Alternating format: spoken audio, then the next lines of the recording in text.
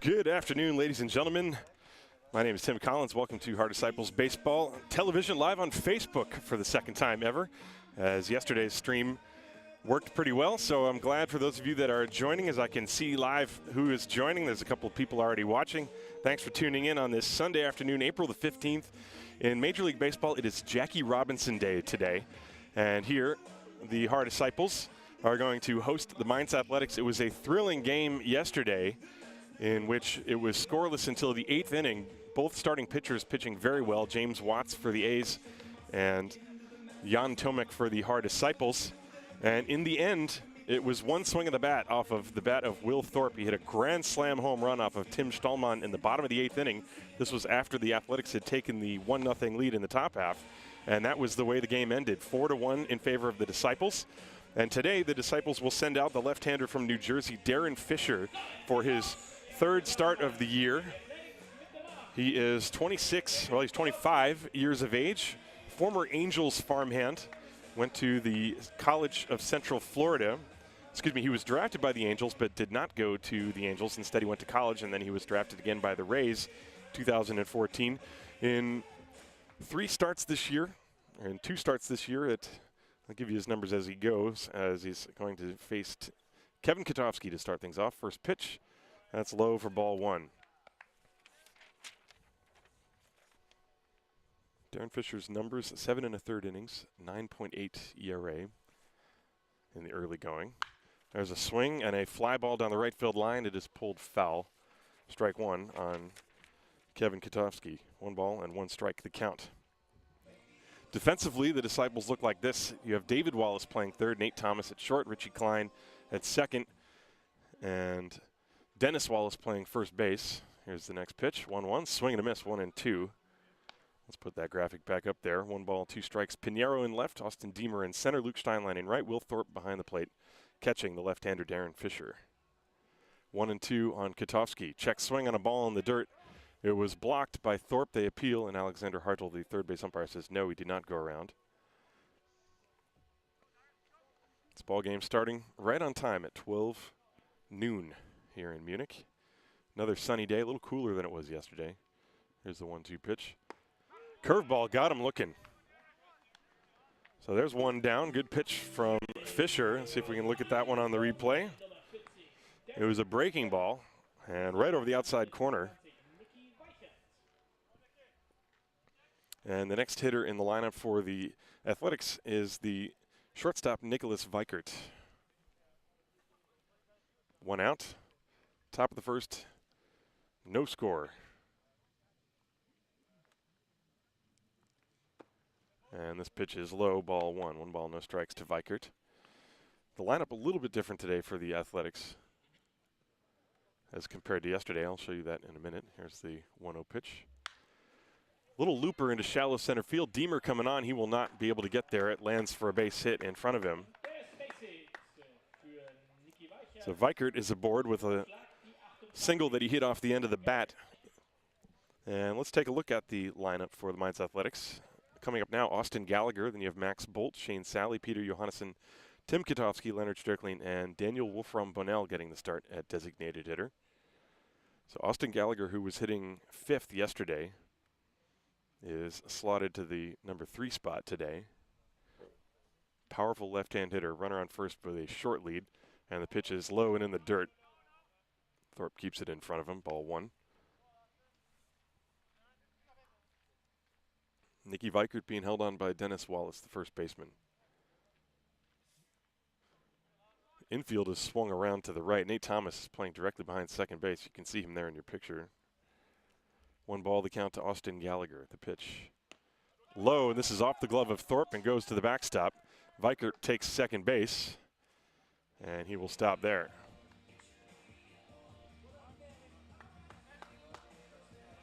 I'll see if that's going to be a pass ball or wild pitch. Not really sure. The pitch was down and in. It was not in the dirt, and it just went off of Thorpe's glove.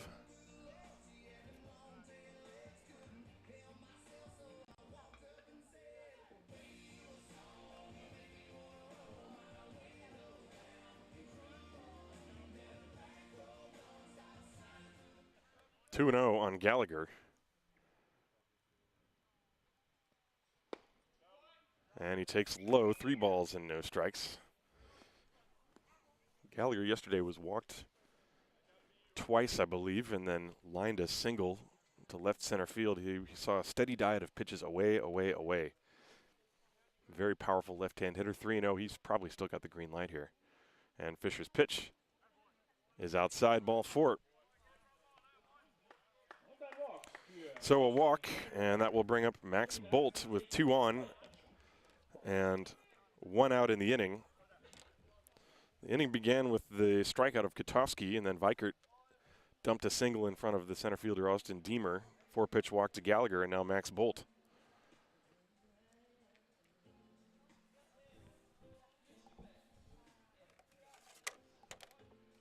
Max Bolt so far in the early going is hitting .400. He's got 8 hits and 20 at-bats. Perennial candidate for most valuable player, of course, in the Bundesliga. Runners on first and second with 1 out, and the pitch. High and outside, 1 ball, no strikes. Fisher's going to have to show that he can get the fastball over the plate before he's going to be too effective with that other secondary stuff. He's got a good curveball. We saw that pitch to Katowski that froze him. 1 ball, no strikes on Max Bolt. Infield back looking for 2. The pitch. That's high and outside. 2 balls and no strikes to count. On deck, Shane Sally, the left fielder, the number 5 hitter. The Mainz Athletics yesterday couldn't score until the 8th inning. They're threatening here in the 1st inning. 2 balls, no strikes, 1 out. Fisher from the set, checks Vikert, and deals. That's a strike over the outside corner, 2-1. So far 3 pitches away to Max Bolt. Bolt does have a penchant for hitting the ball the other way. Remember, in Mainz there's that short right field fence, and Max has been known to punch the ball that way a lot. With power, too. The 2-1. Just missed the outside corner. Looked like a little slider. And the count, 3 balls and a strike.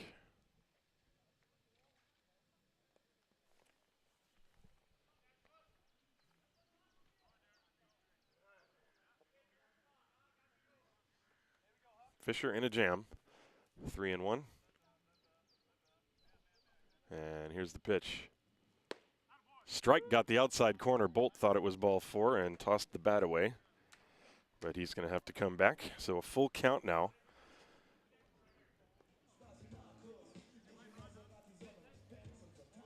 Take a look at that last pitch.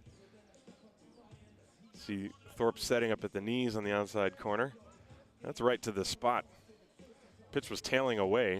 You see good movement on the pitch from Fisher. So a full count. Let's see if the runners will be going here with only 1 out. Max Bolt, normally a good contact guy at the plate. 3-2. And the pitch, swing and a foul at the plate. The runners were not going. Vikert was dancing around a little bit from second base, but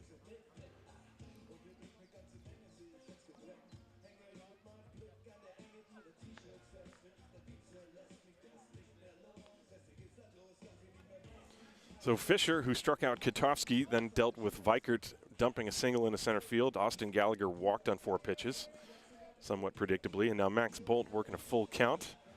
Mainz Athletics trying to draw first blood here in the top of the 1st inning. No score in the ball game. I'd like to welcome those of you who are also listening live on meinsportradio.de. If you're on the go, full count pitch, fouled away again. Bolt fighting it off. That was a pitch that was away and didn't try to do too much, just trying to put bat on ball. It's a cooler day today than it was yesterday. There's more clouds in the sky, but it's still very pleasant, which is in contrast to what it was like last year at this time. Remember, the Haar Disciples' first few weekends of home games were extremely cold and also very wet. Full count. Runners leading first and second. Vikert and Gallagher, respectively. The pitch. There they go. And it's hit on the ground to third, and it's stabbed by David Wallace. The long throw to first is in time. Well, Wallace's feet went out from under him as he was breaking to cover third with the runners going, and he was able to somehow punch the glove out to his left side and stab that ground ball. That saved a run, most likely, as we take a look at that. So Bolt is out 5-3 with the runners going, and Wallace stabbing that play. Nice play by David Wallace, who was a late addition. He was going to be designated hitter today, but then Chris Ziegler re-aggravated his sore shoulder yesterday, taking a swing in the later innings. And now time is called as the trainer wants to go out and have a chat with Austin Gallagher. I'm not sure if maybe something happened as he was sliding into the base. Let's take a look at that last play again. And this time watch Gallagher as he's going into second base. I think maybe he might have jammed an ankle or something. Let's see, this is the last play. The runners were going. It was a ground ball to third. Now watch, oh, Gallagher totally pulled up. Looks like he might have pulled a hamstring. And you know he wants to stay in there. He's not a guy, you know, they want his bat in the lineup. He's playing third base today, and if he can't really move, that's going to be tough for the Athletics. The Athletics already have a short bench. They've only got 2 position players on their bench, Victor Fohl and Marcel Schultz, but Gallagher going to try to stay in there, it looks like. As Max Bolt, who just grounded out, he's also the coach. He went out there to have a chat with him himself. So Gallagher possibly playing with a pulled hamstring now. But, you know, as is customary in the Bundesliga, usually the training consists of a pat on the back and a go-get-him cowboy. Not a lot of depth on the benches of most of the teams here in the league, so Gallagher's going to stay in there, and the hitter now is Shane Sally. Runners on second and third with 2 outs now. Infield back, and Fisher's pitch. Hit in the air to center field. Deemer is drifting back. He's under it, and he makes the catch, and the inning is over. Sally hit that ball pretty hard, but it turns into a fly out. No runs, 1 hit, no errors, and 2 left on base for the Mainz Athletics at the end of a half inning of play. No score. This is Haar Disciples Baseball, präsentiert von dem Gesundheitsunternehmen MSD.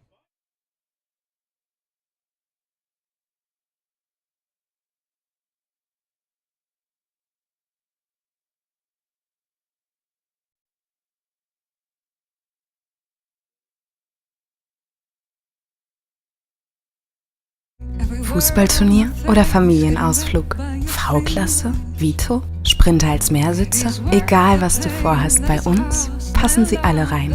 Dein Mietwagen zum Discounterpreis.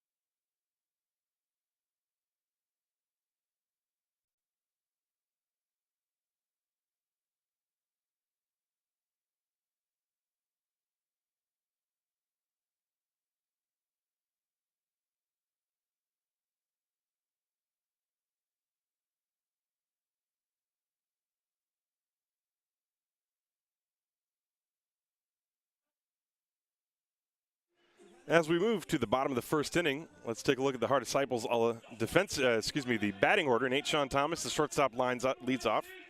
Luke Steinlein in right field, batting second. Chris Ziegler, the designated hitter, bats third. Austin Deemer, the center fielder, is going to bat fourth. Will Thorpe, the catcher and yesterday's hero, bats fifth. Dennis Wallace batting sixth. David, his brother, batting seventh. Miguel Pinheiro in left field bats eighth. And Richie Klein, the second baseman, bats ninth. Give you the defensive alignment, but on the mound and pitching for the Mainz Athletics, the right-hander Connor Little, and his first pitch to Nate Sean Thomas is in there for a strike, and we are underway.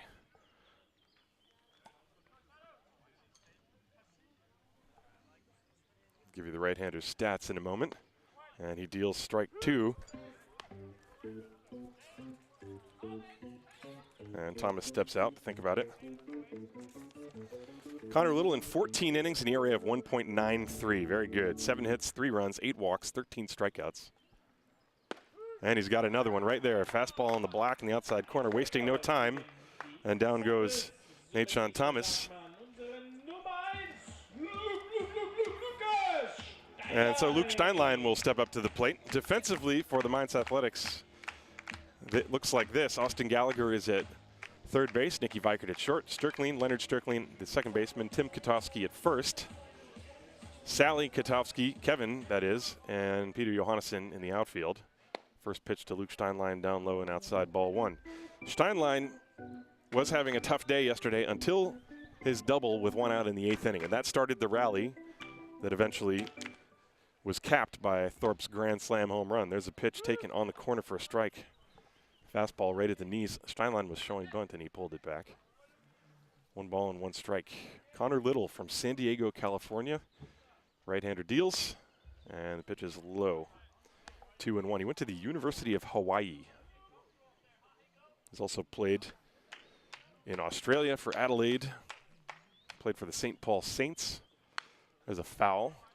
And in fact, Connor Little and Will Thorpe of the Disciples have been teammates several times throughout their baseball careers. Will told me before the game that in 2010, these two played on the same team in the Northwoods League. There's a swing and a miss, strike 3, and down goes Steinlein. Looked like a changeup away, and Steinlein out in front of it. Maybe it was a cut fastball. 2 consecutive strikeouts for Connor Little, and he's off to a good start. That'll bring up Chris Ziegler. Now Little, I mentioned he and Thorpe were teammates in the 2010 Northwoods League. They were also briefly on the Adelaide Bite in 2014. Pitch to Ziegler is low, ball 1. Chris Ziegler yesterday had a double high off the wall and a single. And now he takes a strike, 1 ball and 1 strike. We are in the bottom of the 1st inning, no score between the Mainz Athletics and the Haar Disciples. Next one, strike, letter high.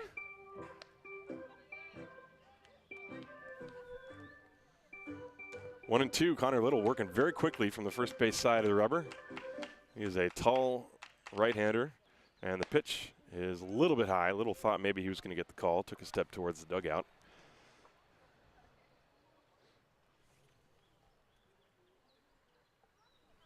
Two and 2, here it comes. Popped foul off to the left, and that's going to get over the screen into the Disciples bullpen area. Still 2 balls and 2 strikes. There are 2 outs and nobody on base.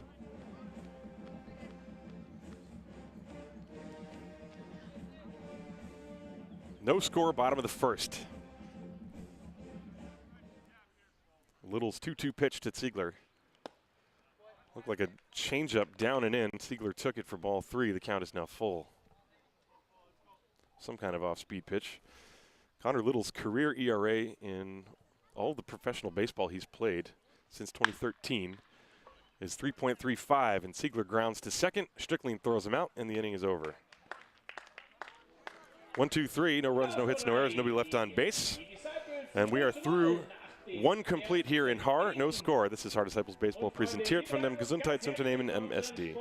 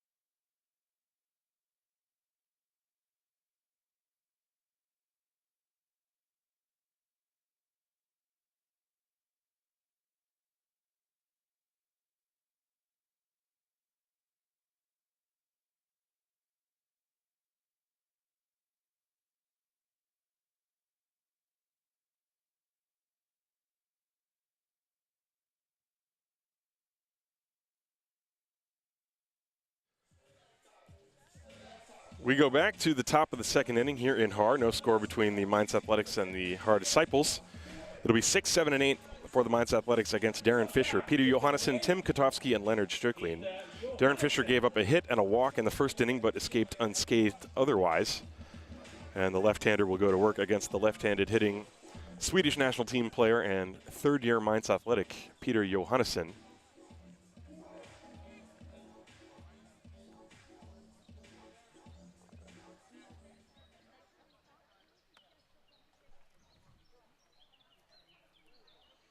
And Darren Fisher is ready to go. Here's the first pitch on the way. And it is in there at the knees for a strike, 0-1.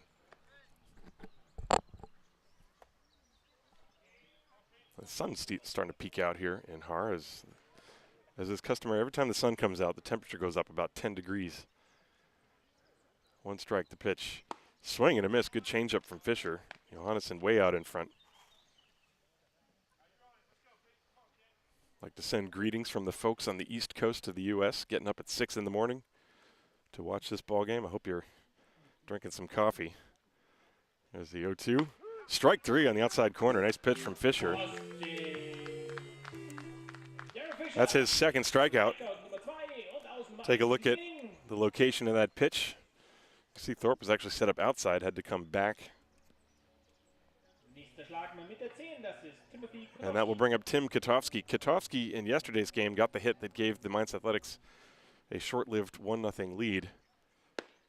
There's a strike from Fisher, 0-1.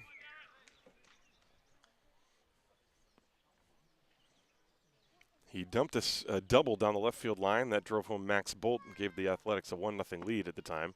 Breaking ball is outside, 1 ball and 1 strike. And then the Disciples answered with a forced spot in the bottom of the 8th.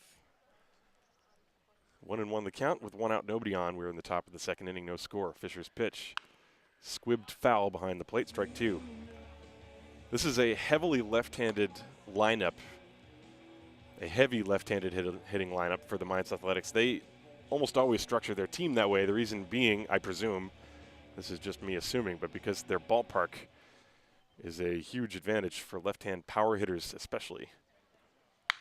There's a fly ball to right field. Steinlein going back. He's in front of the warning track, and he makes the catch. That ball probably would have been gone in Mainz, but here it's a fly out just shy of the warning track. And there are 2 down. I think Tim Katowski was a little bit jammed on that pitch. Didn't quite get it barreled up. Didn't have that sound coming off the bat that you would expect on one that's going to go a lot further. So Leonard Strickling with 2 outs. And nobody on base.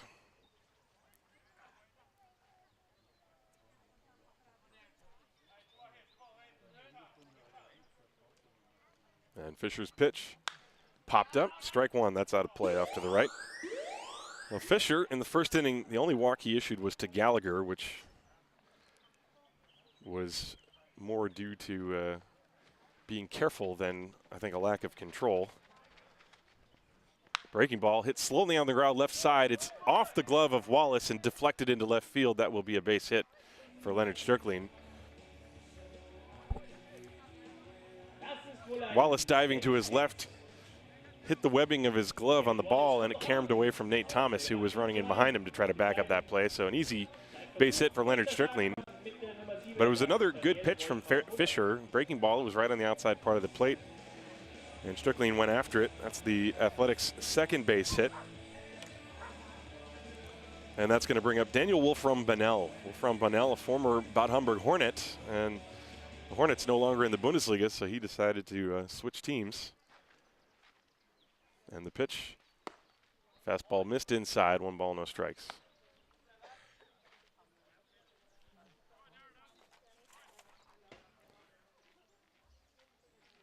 This is Wolfraum-Bonell's first action this year, as far as I can tell, looking at the statistics on Game Changer. In there as the designated hitter. And the 1-0 to him. That's way outside, 2 balls, no strikes. So Strickling is on first base. Strickling, by the way, had been hitting .211. That is now his 5th hit of the year in 20 at-bats. So he's up to .250. All 5 of his hits are singles. 2-0. Fisher from the stretch. And the pitch. That's fouled away. 2 balls and 1 strike. Und natürlich der Hinweis an alle Kids hier am Platz. Holt euch die V-Balls-Prinzip zurück zum Catering-Häuschen und sackt Lollis und Süßigkeiten ein. So for those of you watching or listening from the U.S., maybe you didn't understand the announcement that was just made. Here in Germany, when baseballs are fouled away, they make an announcement saying that any kid who goes to get it and brings it back, as that pitch is fouled away 2-2, any kid who goes and retrieves a foul ball and brings it back to the scorer's booth will get candy of some sort, usually a lollipop or maybe a voucher to take to the food shop where they can get candy bars and things like this. Very often we will have adults going to get the ball and then bring it back, see if they can get a free beer for it. I'm not sure that that works the same way, but it never hurts to ask, right? 2-2. Check swing, did he go? They're going to appeal. Yes, sir, that is strike 3. The ball was in the dirt, and Thorpe picks it up and tags out Daniel Wolfraum-Bonell. 3 strikeouts in 2 innings for Darren Fisher. And we are through 1.5 innings of play. No score between the Mainz Athletics and the Haar Disciples. This is Haar Disciples Baseball, präsentiert von dem Gesundheitsunternehmen MSD.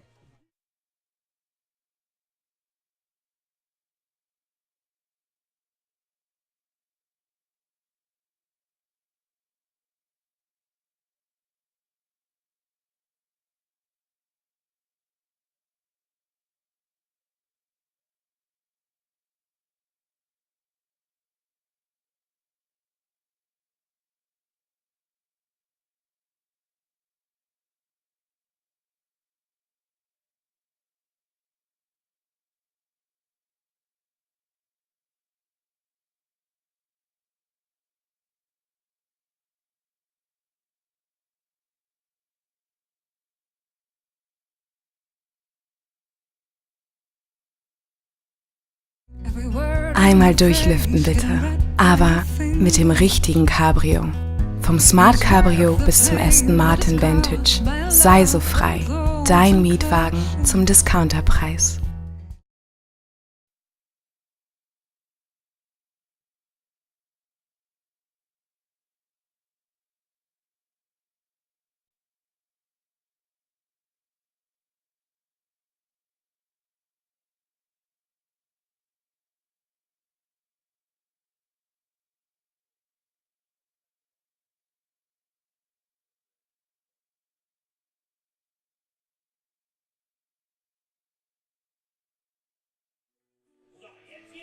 We go to the bottom of the 2nd inning here in Haar. No score between the Haar Disciples and the Mainz Athletics on a beautiful sunny Sunday afternoon, April the 15th, 2018. And for the Haar Disciples, they will send 4, 5, and 6, Austin Deemer, William Thorpe, and Dennis Wallace up to the plate against Connor Little, who struck out 2 of the 3 batters he faced in the 1st inning. And so he's going to go to work against Austin Deemer. Couple of California boys doing battle, and the right-hander deals. That's lined to right field, sending Johannesson back, and this ball is over his head up against the wall. Deemer racing around first, headed to second base. He's thinking about 3. He's on his way there. Here's the throw. He is in there with a slide. It is a leadoff triple for Austin Deemer.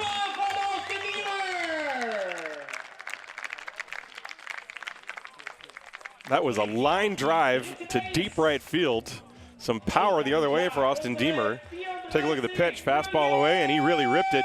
The ball hit the base of the fence and caromed along the warning track towards center field away from Peter Johannesson, and that's what allowed Deemer the time to get the extra base. So he's got himself a triple and a good beginning for the Haar Disciples here in the 2nd inning. And William Thorpe, yesterday's hero, steps up to the plate.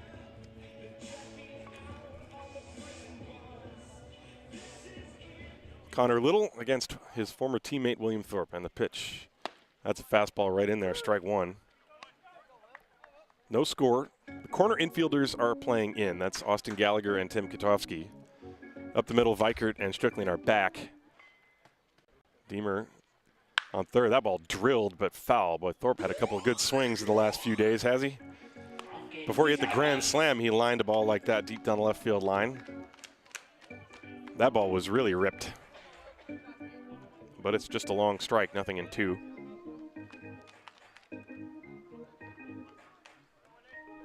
Connor Little taking a while to get the sign from Bolt. Now he's got one he likes, 0-2.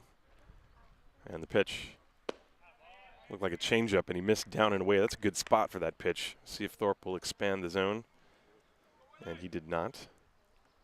1 ball, 2 strikes. Nobody out. Austin Deemer is on third base. He just tripled. No score in the game. We are in the bottom of the second inning. And the 1-2. Line drive, base hit, right center field. Deemer's going to score. And Thorpe is taking the turn. The ball is bobbled in right field by Johannesson, and Thorpe slides into second base. 1-0 Disciples. On an 0-2 pitch. That was a fat pitch for a 1-2 pitch, rather. My guess is that's going to go down as a double. The ball, however, was not picked up right away by Peter Johannesson in right field, but I think Thorpe was going to go for it regardless of that. Take a look at the pitch. Too much of the plate with 2 strikes. Thorpe with a good short stroke, and he lined it into the alleyway in right center field. Deemer touches the plate. Thorpe slides into second base. And so the Disciples lead 1-0, and now Dennis Wallace steps up to the plate. And the pitch, Wallace showing bunt, and he pulls it back. Pitch is outside, ball 1.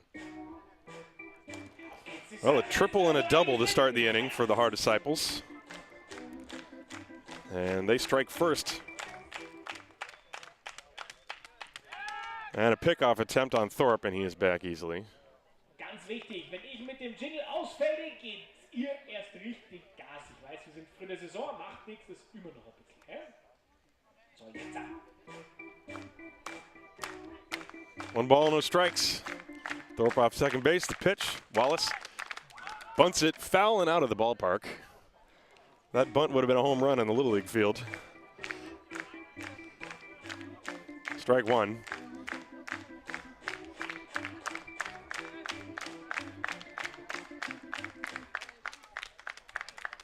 One ball, 1 strike. And the pitch, low and away, 2-1, and I think possibly that bunt attempt was just bad enough that the sign was taken off. He was not squaring around that time.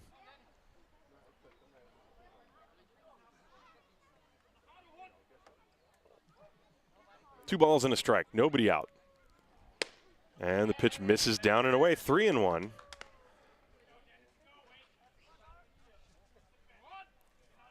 Connor Little breezed through the first inning, but he's given up a couple of hard hit balls here in the second, and he's behind 3-1 on Dennis Wallace. A big hole on the left side.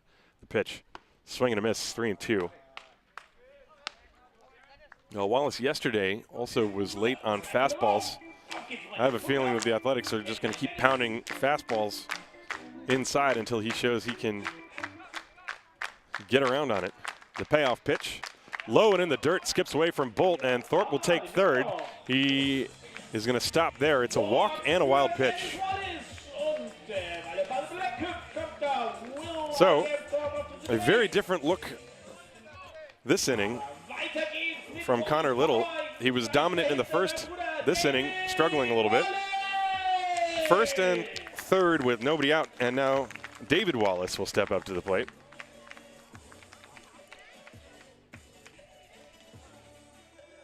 So Thorpe is at third base. Now the third baseman Gallagher is playing even with the bag. Sometimes in a situation like this in the Bundesliga, you might see a squeeze.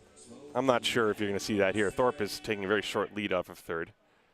Now he's getting a running lead. And the pitch is bunt.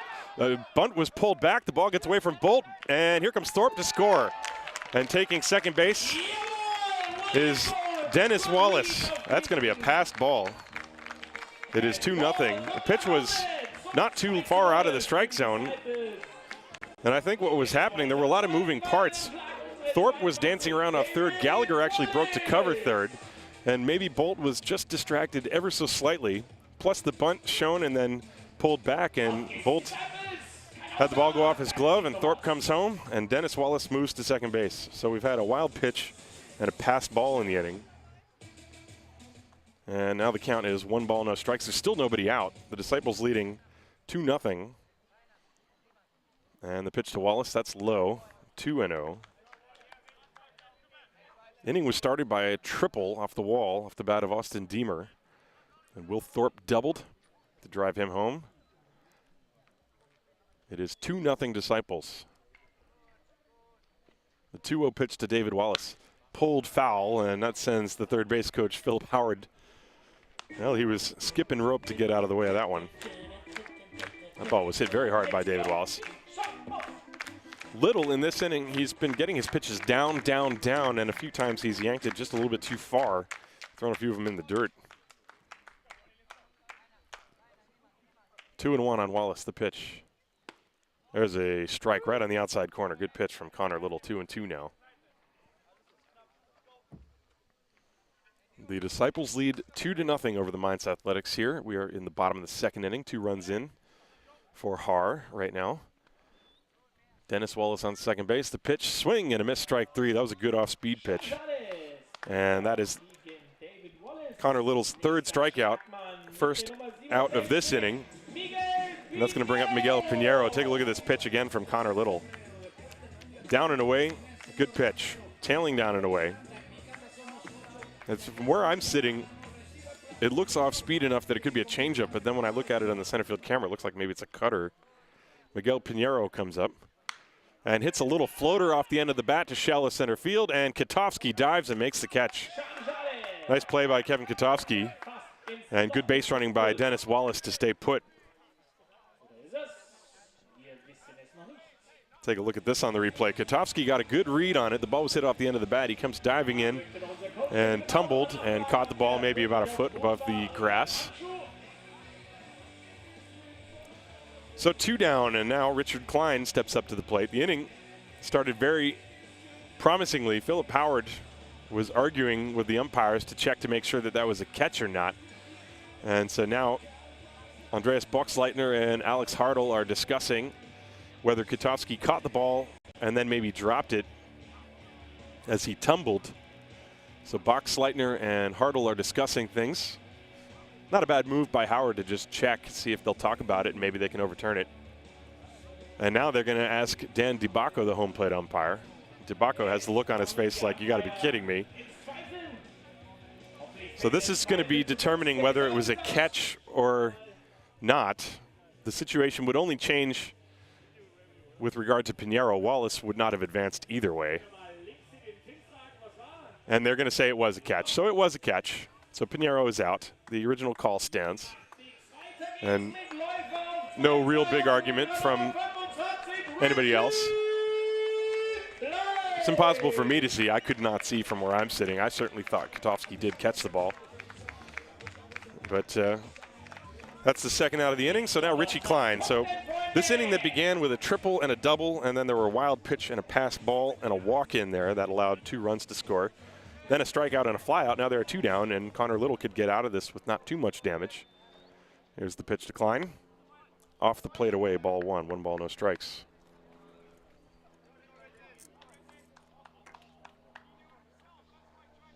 Connor Little is set. Here's the 1-0. Swing and a miss. There's that pitch that breaks down and away. Off-speed pitch. And Klein was trying to pull something and not going to do it on that one. 1 ball and 1 strike. Little is set.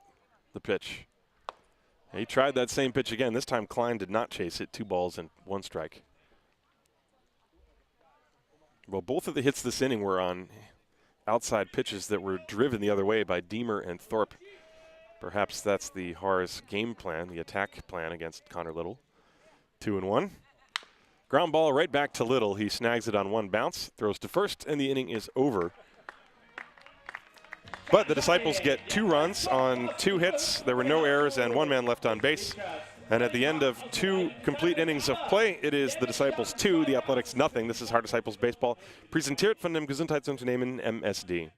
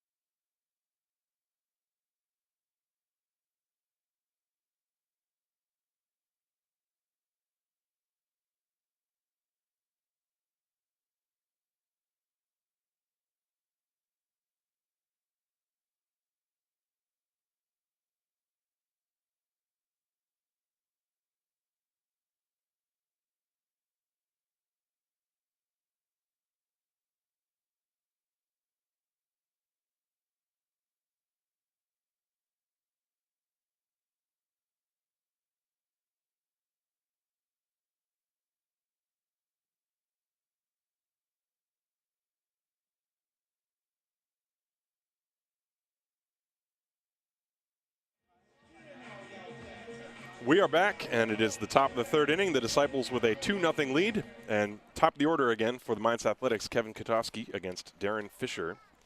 First pitch, strike on the outside corner with that breaking ball, 0-1. Kotowski, Nicky Weikert, and Austin Gallagher. 2 out of the 3 hitters scheduled this inning are left-handed hitters. Swing and a miss, 0-2. Kotowski struck out his first time on that same pitch. Darren Fisher working from the middle of the rubber, maybe slightly to the third base side. The left-hander kicks and deals, 0-2. Strike 3. That pitch dropping in on the inside corner. Kotowski not thrilled. 3 breaking balls.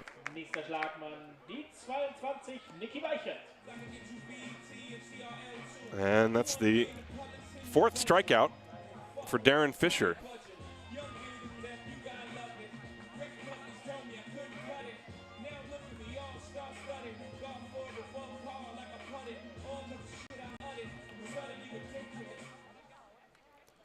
And that's going to bring up Nicky Weikert. First pitch misses the inside corner. That was a breaking pitch, a little slider. And the count, 1 ball, no strikes. Next one on the way. There's a strike on the outside corner, 1-1. Fisher, so far so good today. He had a few rough starts.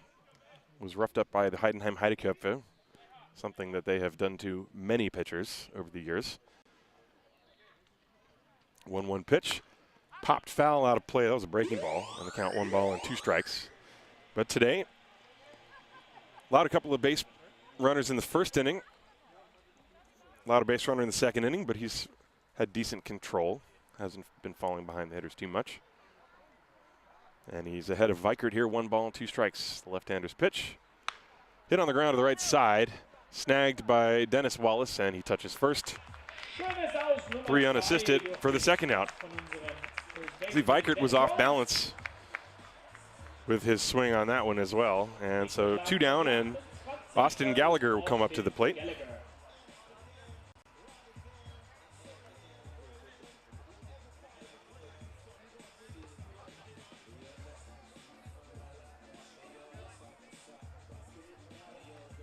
And the pitch to Gallagher.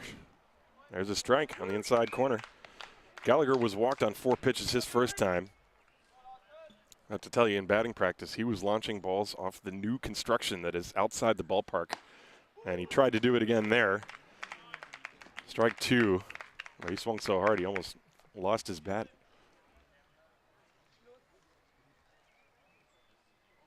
Nothing in 2. And Fisher's pitch. This ball is drilled to center field. Austin Deemer is right there and makes the catch. And you can see Gallagher, as he injured his leg in the first inning, limping along the first baseline, but still crushed that ball. Didn't get any lift on it. And it's a 1-2-3 inning for Darren Fisher. At the end of 2.5 innings of play, it is the Haar Disciples 2, the Mainz Athletics nothing. This is Haar Disciples Baseball, präsentiert von dem Gesundheitsunternehmen MSD.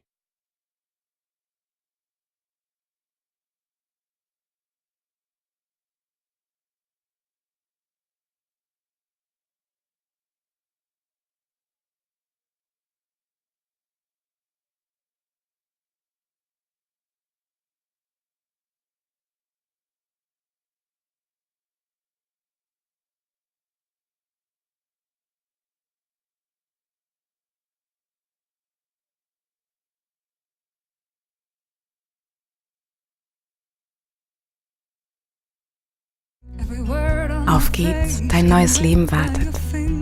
Reicht dir ein City-Transporter? Oder brauchst du den großen 7,5-Tonner? Ab in die Zukunft zum Discounterpreis.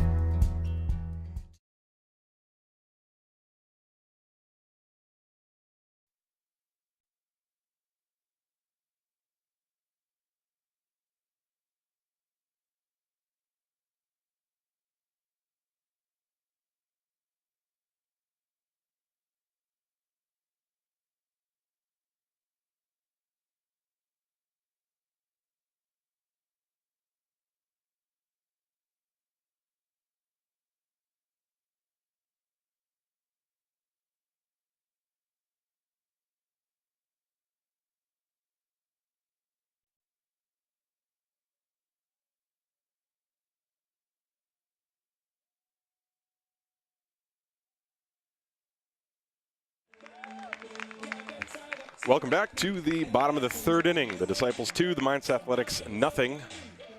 And Connor Little, who has thrown 36 pitches, is going to go back to work against the top of the order, Nate Sean Thomas. First pitch is high for ball one. Thomas struck out to lead off the ball game.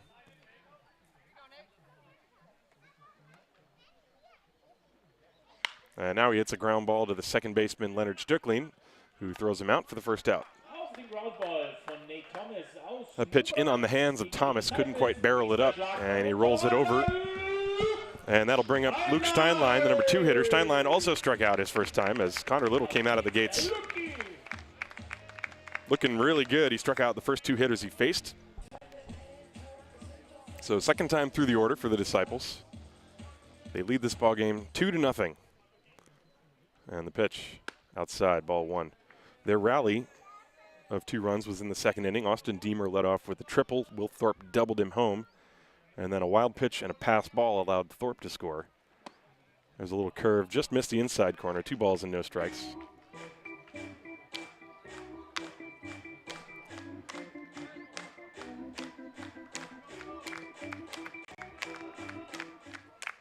One out, nobody on. 2-0 the count on Luke Steinlein. Little's pitch just missed outside. 3 balls and no strikes.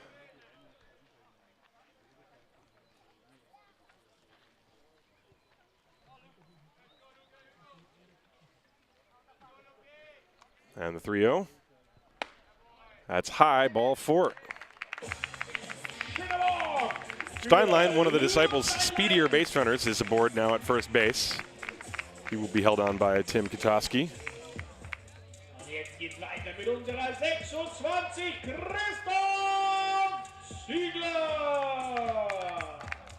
That'll bring up Chris Ziegler. Ziegler grounded out his first time, 0 for 1. Luke Steinlein with good speed on first base. 2-0 the Disciples lead. And the pitch from Little. That's a strike over the outside corner, 0-1. Ziegler yesterday drilled a ball high off the wall. So he looked to be swinging a pretty hot bat, although he injured his shoulder taking a swing, he said in his later at-bat. That's why he's DHing today instead of playing third base. There's a snap throw to first, and Steinlein is back. That's the first pickoff attempt we've seen from either side in this ballgame.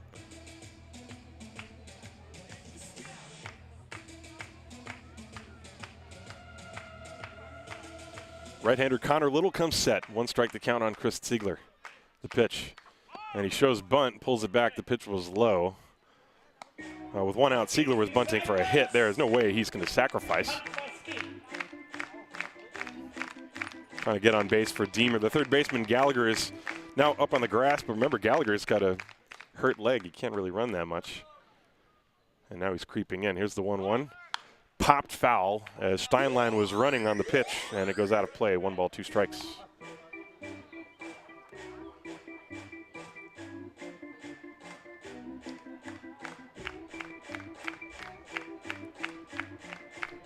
Luke Steinlein on first base. There's 1 out in the inning. The Disciples leading 2-0. We're in the bottom of the third. They won yesterday by a score of 4-1. Connor Little is set. The pitch low, backhanded nicely by Bolt, and the count now even. 2 balls, 2 strikes. We saw Max Bolt had a few problems last inning. There was a 1 wild pitch that was bounced about 5 feet in front of the plate. There was another pass ball that went off of his glove. 2-2 pitch. And there's a strike on the outside corner. Backup slider. Ziegler is standing there, and he's risking his place in the game by arguing with home plate umpire Dan DiBacco, and he points the bat. Now DiBacco starts following him, and Ziegler better be careful. The Disciples do not have very many players on the bench today. In fact, I think they only have 1, and that person is Kevin Treasel, by the way, who is in the ballpark. But Ziegler is called out. Let's look at the pitch and see the catcher Bolt set up on the outside corner, and it tailed back. So there are 2 down. That's the 4th strikeout for Connor Little. And now Austin Deemer, who tripled to deep right field and scored his first time, is going to step up to the plate.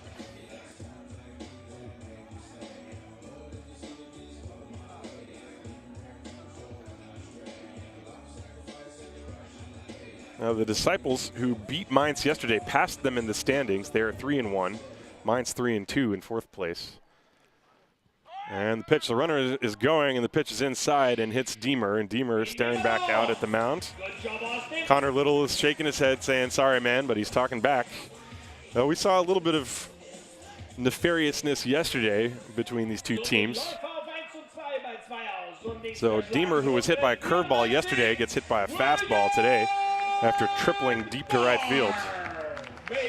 And you see the way Little stared at him after he threw the pitch.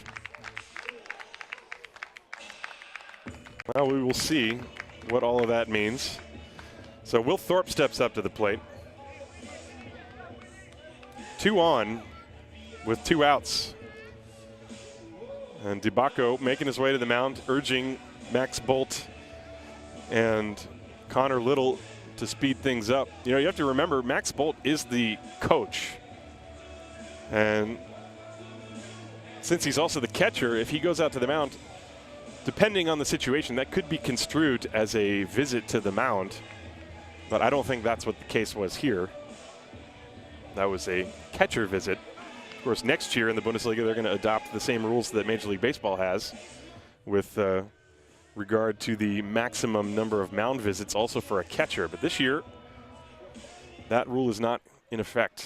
So here's Will Thorpe with 2 on and 2 out. First pitch low and in the dirt. Ball 1. Thorpe doubled to drive home a run. He's got 5 runs batted in the last 2 at-bats. You've got Luke Steinlein on second with good speed. Austin Deemer on first with good speed. The 1-0. A fly ball, left field, down the line. Long run for Sally, chasing it in the corner, and it lands out of his reach, but it is also a foul ball. Foul by about, 5 feet or so. It landed on the gravel warning track. Thorpe hit that ball off the end of the bat. Sally really covered a lot of ground to get over there, but he just couldn't get there. So 1 ball and 1 strike the count. There are 2 outs. It is 2-0 Haar leading Mainz here in the bottom of the 3rd inning. If you're just joining us, live on Facebook, live on Mainz Sport Radio. You can find everything at Eurobaseball TV. That's where I could sort of collect all the links together so that you can be sure to find it. So remember Eurobaseball TV. Be sure to give us a like on Facebook too, if you're enjoying the broadcast. Hope you are. 1 ball and 1 strike the count to William Thorpe. Connor Little shaking off a bunch of signs, and now he's got one he likes, and Thorpe steps out, and DeBacco gives him time. Never understood that. We're taking too much time, so let's take more, but that's how it works. 1-1. Runners leading first and second, and that pitch just missed a little bit high. And you could see Little shaking his head after that one. He thought he had it at the top of the zone. Thorpe almost chased that pitch. 2 balls and a strike.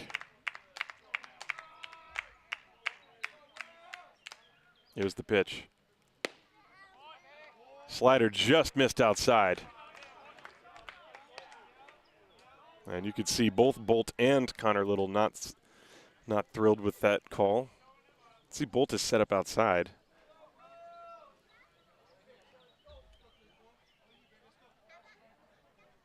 Three balls and a strike.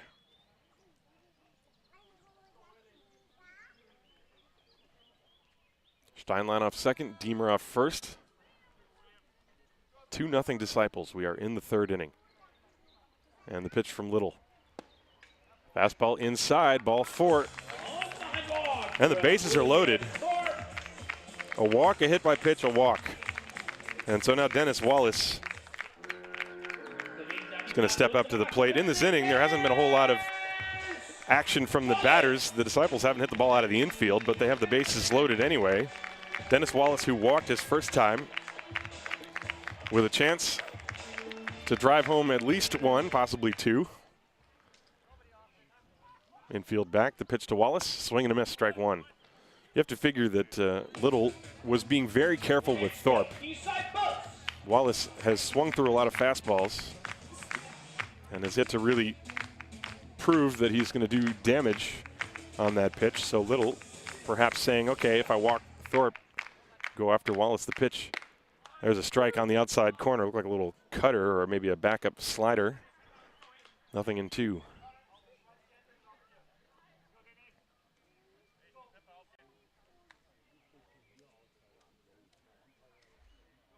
Little's 0-2 pitch. Here it comes.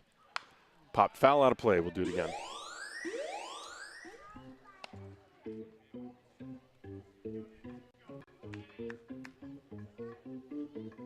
Little came into the inning having only thrown 36 pitches. He's up to 19 for the inning. The 0-2. Got him swinging, and the inning is over. So the second strikeout in the inning, and Connor Little strands the bases loaded. No runs, no hits, no errors, and 3 left on base. The Disciples have stranded 4 through the first 3 innings, and at the end of 3, it is 2-0 Haar over the Mainz Athletics. This is Haar Disciples Baseball. Präsentiert von dem Gesundheitsunternehmen MSD.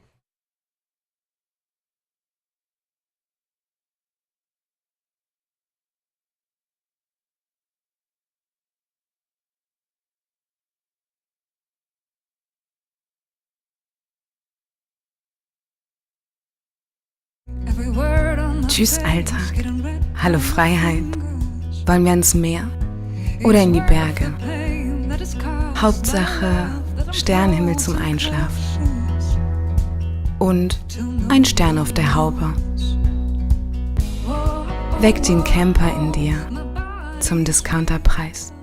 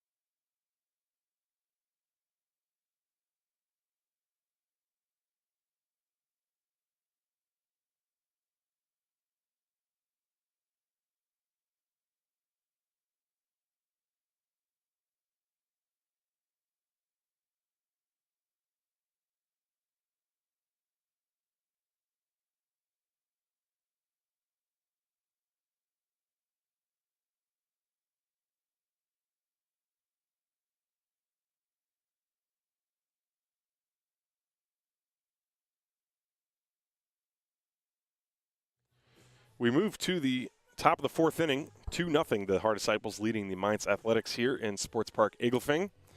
And it's going to be 4, 5, and 6 for the Mainz Athletics against Darren Fisher, who has thrown 43 pitches through the first 3. Max Bolt, Shane Sally, and Peter Johannesson will be due up. So it's the middle of the order for the Mainz Athletics against the left-hander Darren Fisher. And the New Jerseyans' first pitch is low and bounces up and hits William Thorpe. Looked like it might have gotten him under the mask. Ball 1. Thorpe going to take a second and walk that one off. Home plate umpire Dan DiBacco throws the ball back to Fisher himself. Thorpe's going to go get a drink of water off to the left with Philip Howard, his coach. Let's see where that ball hit him. This is the last pitch. Yeah, you can see it hit him, looked like it hit him on the side of the head. It went around the mask. Thorpe is wearing a helmet, but he's not wearing the hockey-style helmet that you sometimes see. So that can be painful. Anyway, we had a comment from Helgard. Hi, Helgard. Glad you're watching us on Facebook, asking about why the stream is on Facebook and not YouTube. And, well, because I tried for an hour and a half to get YouTube to work yesterday, and it just would not. And rather than take the chance of that happening again today, I just decided let's do it on Facebook regardless. And the pitch is outside. 2 balls, no strikes to Bolt.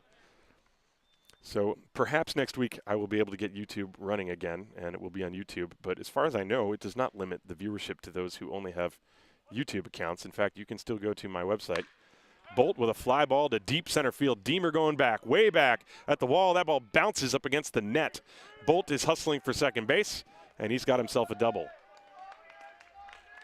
Max Bolt ripping that ball to deep right center field. It is a long way out there, and he's got himself an easy double. Deemer turned around and just raced after that ball knowing he wasn't going to get there.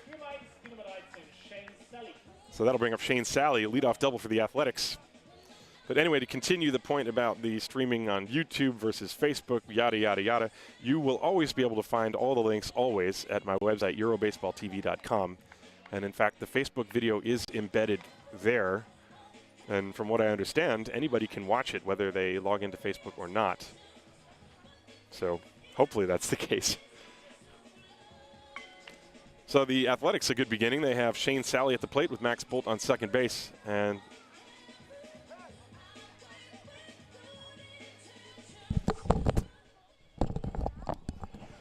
the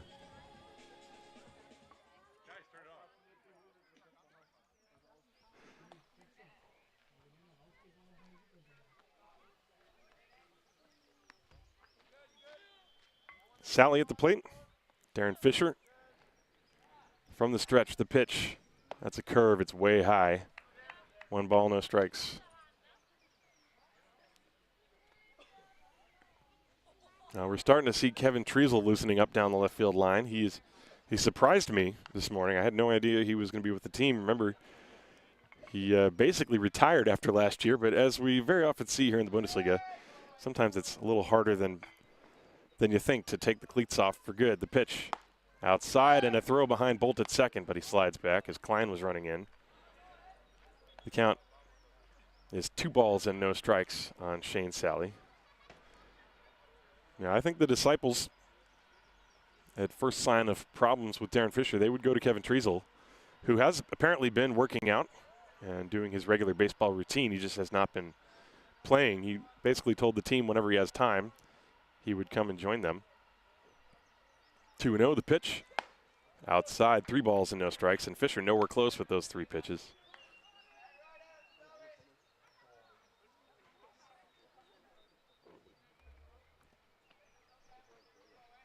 Two to nothing, the Disciples leading the Mainz Athletics. We are in the top of the 4th. Shane Sally is the tying run at the plate. He does have a home run this year. He squares to bunt on 3-0, but that was just a ploy to get Fisher to throw a ball, which he did not. And the count is now 3-1. The entire Disciples infield came running in, but I guarantee you there's no way he was going to be bunting on 3-0.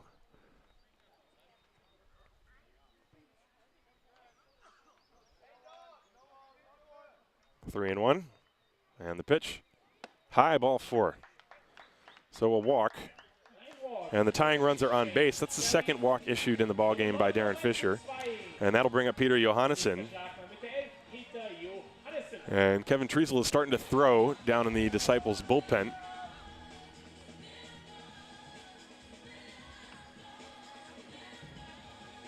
Peter Johannesson, his first time, struck out looking.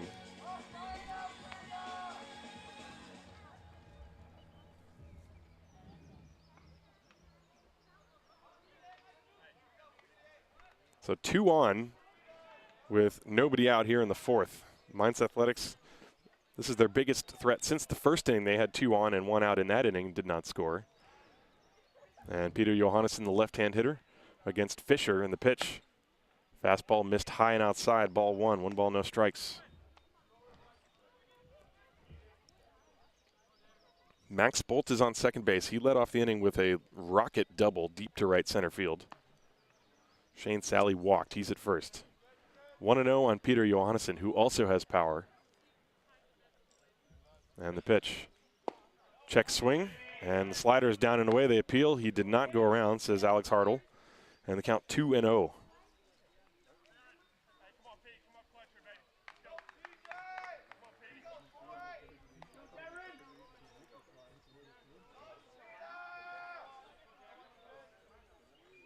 Trouble brewing for Darren Fisher so far in this inning. Here's the 2-0. And he gets that one in there, 2-1. I think Johannesson might have been taking all the way. 2 balls and 1 strike. The Disciples got their 2 runs in the second inning. A triple to Deemer, a double to William Thorpe, and then a wild pitch and a passed ball. And that's the Disciples' 2 runs. Those are the only 2 runs in the game. The pitch. Fly ball to left center field, and Deemer chasing after it.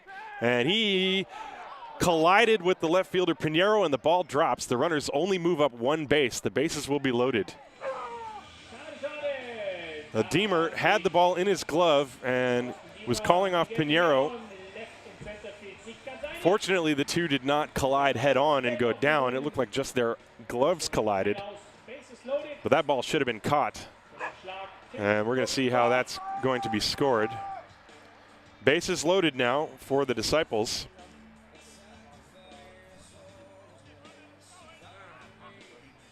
Excuse me, bases loaded for the Mainz Athletics. And that will bring up Tim Katowski.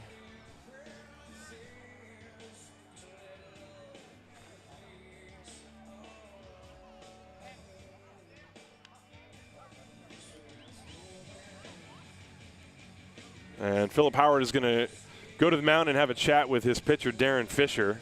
I'm going to check on the scoring on that last play. I will get back to you in 1 second.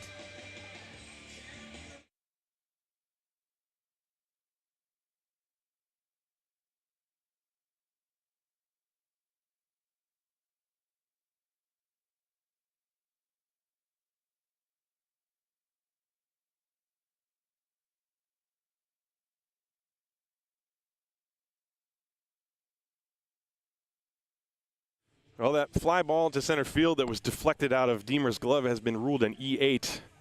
That's a somewhat tough error to get, but I guess it has to go somewhere. You can't really give a base hit. The ball was in his glove. But he was definitely distracted by Miguel Pinheiro coming over from left field. And so the bases are loaded. Philip Howard goes back to the dugout, and the hitter, Tim Katowski. Nobody out. Corner infielders are up. Thomas and Klein playing back, looking for double play. And the pitch missed inside, ball one. 1 ball and no strikes. Well, the Mainz Athletics had opportunities galore yesterday. I think they stranded 12 throughout the whole ball game. Today they've stranded 3 up until this inning, but now they have 3 on and nobody out. 1-0, the pitch to Katowski, curve, and it's high, 2-0. Fisher had been hitting his spots all game until now. Now that curveball is not breaking down to the outer part of the plate against the left-hander like it was earlier in the game. So he's going to have to try to re-find it. 2-0 on Tim Katowski. And he pops it up to left field. Pinheiro is underneath it, makes the catch. Runner tags from third and will go nowhere. Ball hit too shallow. Bolt not the fastest man from third base, so there's the first out. An unproductive out off the bat of Katowski. And now Philip Howard is coming out to the mound, so that's going to be it for Darren Fisher. Let's see who he's going to bring in. I believe it's going to be Kevin Treasel. That's the second trip to the mound in the inning, so Darren Fisher's day is done. And it was a pretty good one. He leaves with the Disciples leading by a score of 2-0. He pitched through 58 pitches, 35 of which were strikes. He goes 3 1/3, 3 hits, no runs so far, but he's responsible for the 3 base runners. 2 walks, 4 strikeouts. And Kevin Treasel is coming into the ballgame. We're going to take a short break, and I'll bring you Treasel's information when we come back.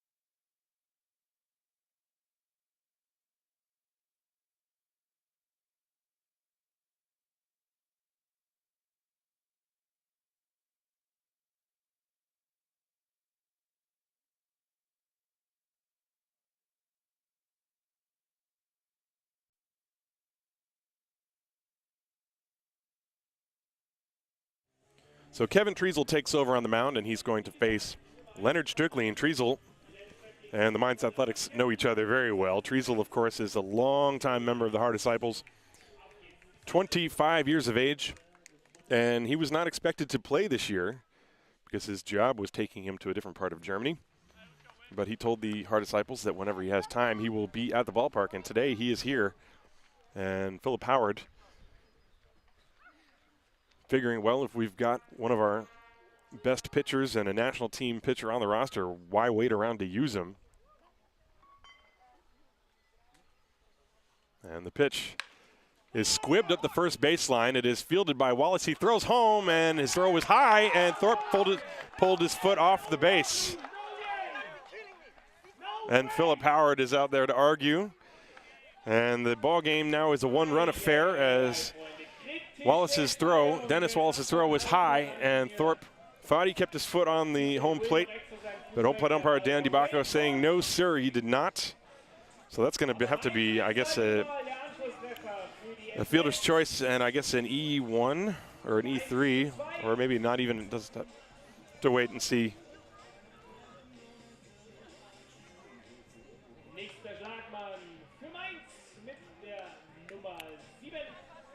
Well, it's 2-1 now in favor of the Disciples over the Athletics.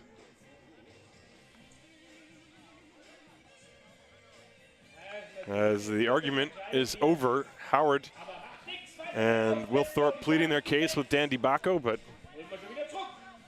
DiBacco is right there, and he's dusting off home plate right now as well. I wonder if that might have had some effect on the visibility in the area there. So 2-1. And now, still only one out. Wolfraum-Bonell, the designated hitter, but that should have been an easy play, and Dennis Wallace, perhaps a little bit jittery, threw the ball just too high, and Thorpe had to stretch. The pitch to Wolfraum-Bonell, inside, and he has to twist out of the way. 1 ball, no strikes. And that is, well, I think it's going to just be a fielder's choice and a run batted in. Only one error is on the official score. There's a swing on a fly ball, left field. Pinheiro is over, he dives, he cannot get it, and it goes past him all the way to the wall. In to score is Sally, right behind him is Johannesson. Rounding third, heading to the plate is Katowski. Here's the throw, he is in there. The ball skips away and goes to the backstop, and taking third base on the play is Daniel Wolfraum-Bonell. And the Mainz Athletics now lead 4-2.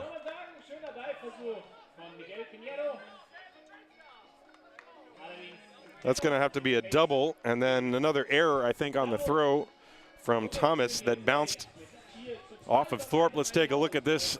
Pinheiro was playing way off the line. He had to dive and couldn't get it. The ball went all the way to the backstop. And Nate Thomas with a throw that short hopped Will Thorpe and bounced off of Thorpe's chest protector and went all the way to the backstop. Even Treasel, who was backing it up, could not get it. So it is 4-2 Mainz now. Let's see if there's going to be an error on that play or if it's just a triple. Still only one out, and now Kevin Katowski, the top of the order. And the pitch, that's low and outside, ball 1. Well, 2 of the runs are earned. 3 of them are charged to Fisher, 1 to Treasel. There's a foul ball off to the right, 1 ball and 1 strike. If you think back, the fly ball that Peter Johannesson hit that was ruled an error, that should have been caught. That would have been the first out of the inning. And instead he reached base and eventually came around to score. So that's the unearned run in the inning. Here's the 1-1. Grounded to shortstop. Nick Thomas checks the runner, throws to first, and there are 2 down. Infield was sort of playing halfway. Thomas wasn't quite up on the grass. The ball was hit right at him, though. So the Athletics take the 4-2 lead here in the top of the 4th. As Daniel Wolfraum-Bonell driving a ball into the left field corner. Well, it wasn't quite a left field corner, but Miguel Pinheiro, the left fielder, was playing in left center field. He's still doing that for Nicky Weikert. Weikert more of a spray hitter than Wolfraum-Bonell. There's a slider high. 1 ball, no strikes. This is, you have to remember, this is Treasel's first game action He has been working out, but he did not participate in any kind of spring training, to my knowledge. Here's the 1-0. Slider on the corner, 1 ball, 1 strike.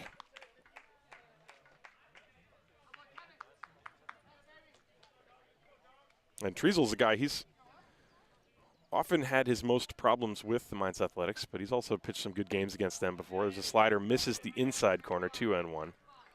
There are 2 down in the inning. 4 runs are in for the Athletics. We're in the 4th, and they lead 4-2. The pitch inside, a pickoff throw at third, and diving back safely, Daniel Wolfraum-Bonell. Not a bad try by Thorpe. You got the batter Vikert sort of blocking the view of the base runner.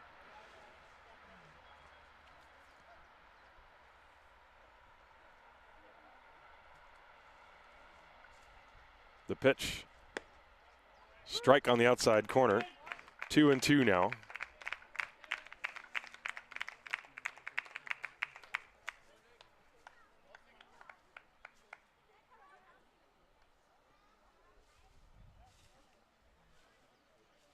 Here it comes.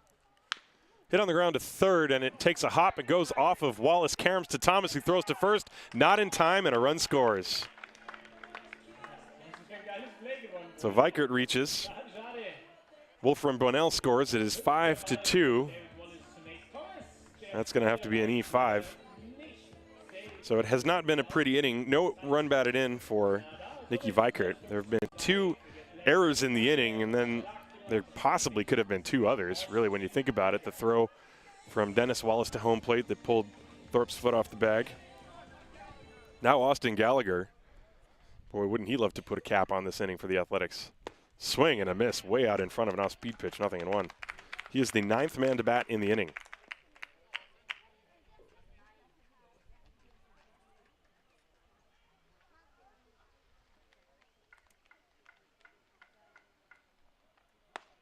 And a strike, fastball at the knees on the outside corner, 0-2. Good pitch from Triesel.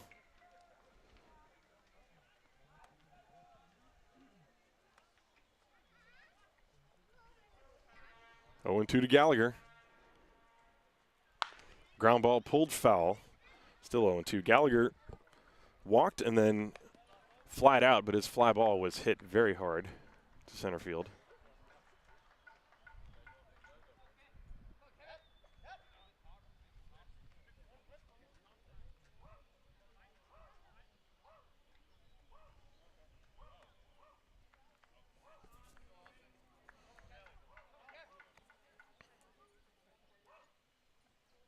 Swing and a miss, strike 3, and the inning is over.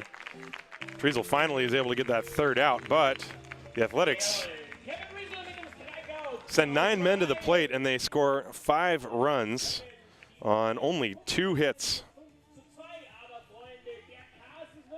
Maybe that's 3 hits. There were 3 hits in the inning.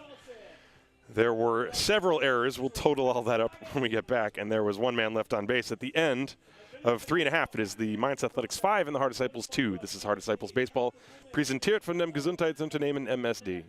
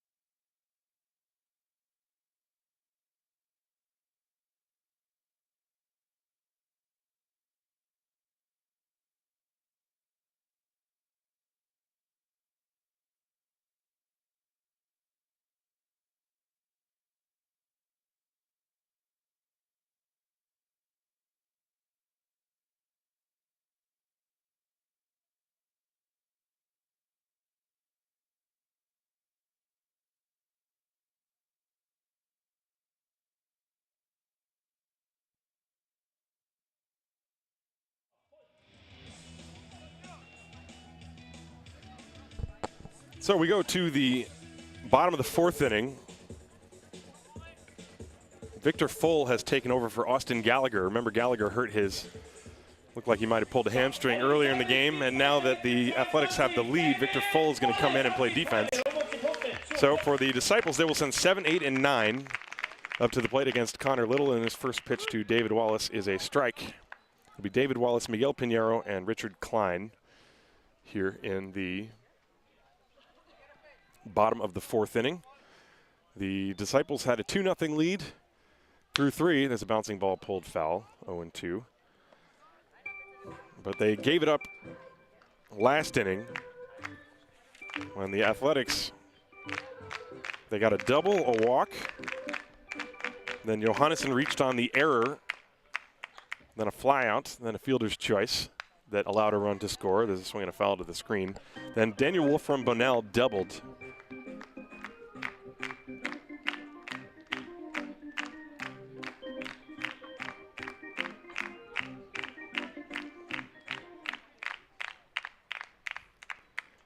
The pitch bounces up there. Wolfraum-Bonell doubled in 2 runs, and then a third one scored on the throwing error by Nate Thomas as he threw to the plate trying to cut down the runner. So Wolfraum-Bonell has 2 runs batted in. There's the 1-2 pitch to Wallace. Hit off the end of the bat into the air to center field. Kevin Katowski is there and puts it away for the first out.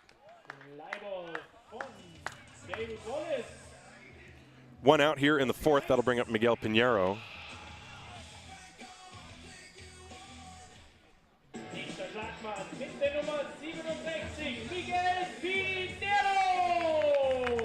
Well, the Disciples last inning giving up 5 runs on only 2 hits. They made 2 errors, plus there were 2 other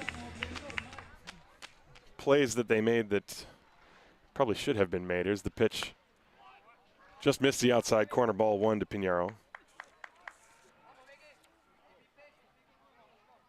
Miguel flat out his first time. He's 0 for 1. There's a strike at the knees on the outside corner. 1 ball and 1 strike.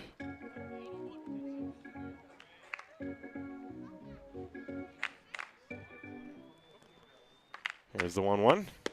Check swing on a slider. He went around, says the home plate umpire DeBacco, and the count 1-2. So Connor Little, who cruised through the first 2 and then struggled a little bit. Excuse me, he got a quick first inning, gave up 2 runs in the second, and escaped a bases-loaded jam last inning. There's a bouncer right back to him. He snags it and throws to first for the second out. So far, he's got the first 2 here in the fourth, and Richard Klein, the number 9 hitter, will step up to the plate.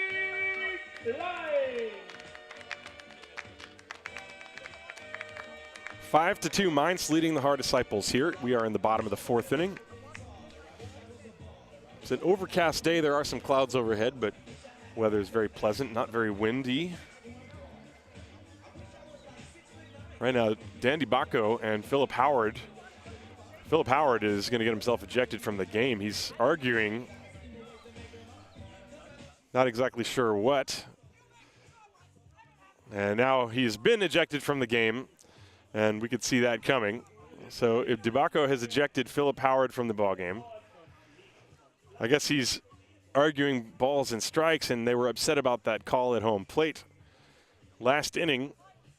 But my guess is this is also Philip Howard just trying to fire up his team. And now he's really giving DeBacco his money's worth. DeBacco's just standing there. And now Howard is going to leave. And his brother Chris Howard is going to take over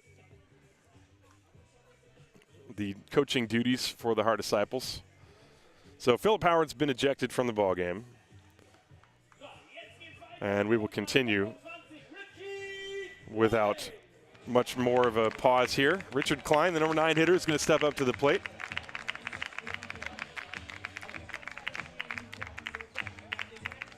Klein 0 for 1. He bounced back to the pitcher his first time. There are 2 down, nobody on. Bottom of the fourth inning, 5 to 2, Mainz leading Haar. And the right-hander Connor Little starts his wind and deals to Klein. Klein bunts it back to the mound. Little fields, throws to first, and it's in time. The inning is over. So if Klein gets that ball a little bit to the third base side, he might have a base hit, but he bunted it right back to the pitcher, and the Disciples go very quickly, 1-2-3. So we go to the top of the 5th inning, 5-2, the Mainz Athletics leading the Haar Disciples. This is Haar Disciples Baseball, präsentiert von dem Gesundheitsunternehmen MSD.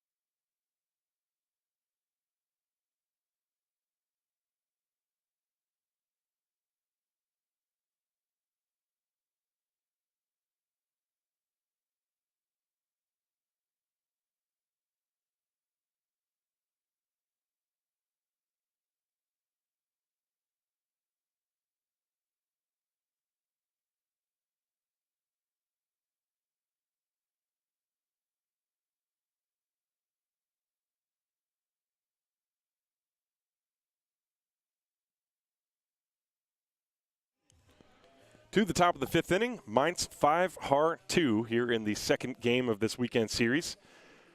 And the Disciples winning yesterday's game by a score of 4-1.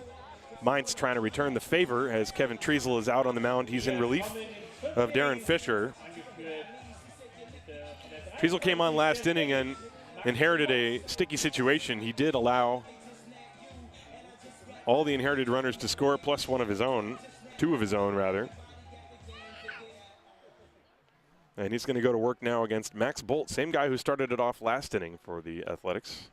4, 5, and 6 for the Mainzer. And the first pitch is a breaking ball popped up to center field. Deemer is underneath it, and there's one out. One pitch, one out.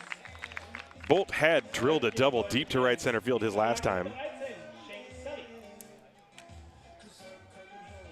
So the final book on Darren Fisher, 3 1/3 innings pitched, 3 hits, 3 runs. 2 of those runs are earned, 2 walks, and 4 strikeouts. He threw 58 pitches. He can lose the game, he cannot get the win. Not that that really matters. The Disciples just trying to get a win. So here's Shane Sally, the pitch on the corner at the knees, strike 1. Shane Sally walked and came around to score. He's also flat out, so officially 0 for 1. And a breaking ball in there for a strike, 0-2. Also greetings to friends and family of Shane Sally who are tuning in from Alabama. Thank you for watching. Maybe you put a pot of coffee on. There's a ground ball slowly hit to the left side. Juggled by David Wallace. He recovers and throws to first in time. And there are 2 down. That's going to bring up Peter Johannesson.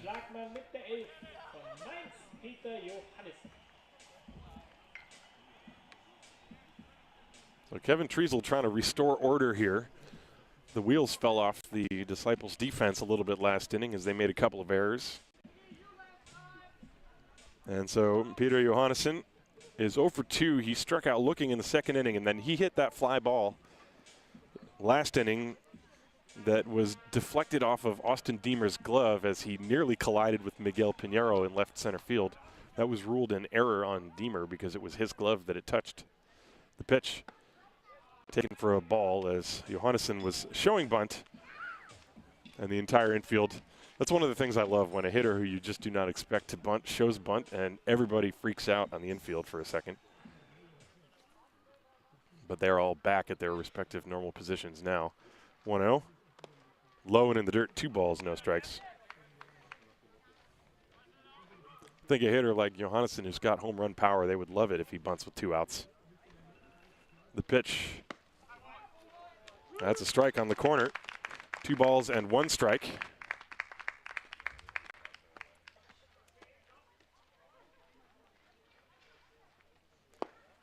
And the slider just missed a little bit low, and the count 3 balls and 1 strike.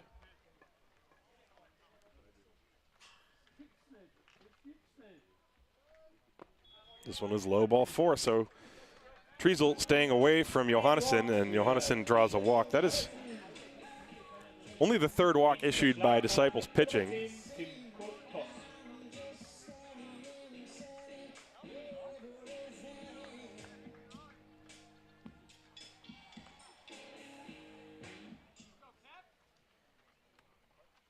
And the pitch to Tim Kotowski is now high. 1 ball, no strikes. 5-2, Mainz leading the Haar Disciples. We are in the top of the 5th inning. Game started at 12. Now 1:30 in the afternoon. The pitch. That ball's high, 2-0 from Treasel to Kotowski. Kotowski 0 for 2. That was all against Darren Fisher.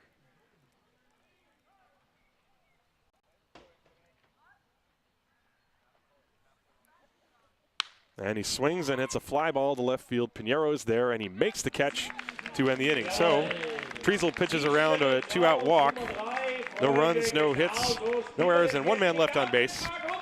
And at the end of 4.5, we're halfway through. It is the Mainz Athletics 5 and the Haar Disciples 2. This is Haar Disciples Baseball, präsentiert von dem Gesundheitsunternehmen MSD.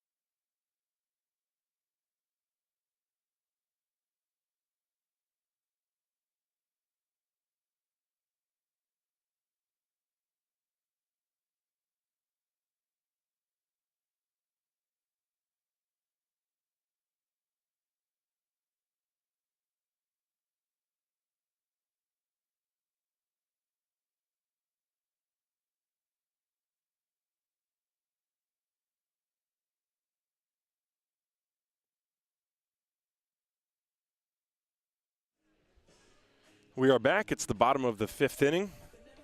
This game exactly halfway through. And it will be the top of the order for the Haar Disciples. Nate Sean Thomas, Luke Steinlein, and Chris Ziegler against Connor Little, who's been good. He's pitched 4 innings so far, 2 hits, 2 runs, both earned, 3 walks, 5 strikeouts. He's thrown 67 pitches. And the right-hander, very tall right-hander, native of San Diego, is set to do battle with Nate Sean Thomas for the 3rd time. Thomas is 0 for 2 against Little in this game. The pitch, that's high and outside, ball 1. Connor Little, 28, will be 28 in August of this year. Pitch is low, 2 balls, no strikes. He was drafted twice, once out of high school.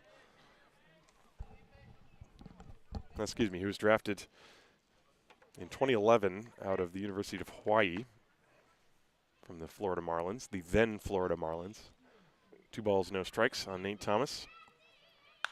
Popped up, foul, out of play, strike 1.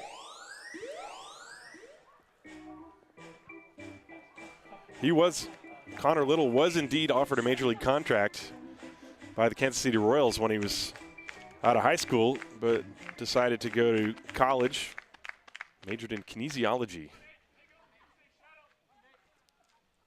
and ended up getting drafted anyway after his college career was over. 2-1 on Thomas. Thomas showing bunt, takes a strike on the outside corner, a little slider. Good pitch from Little.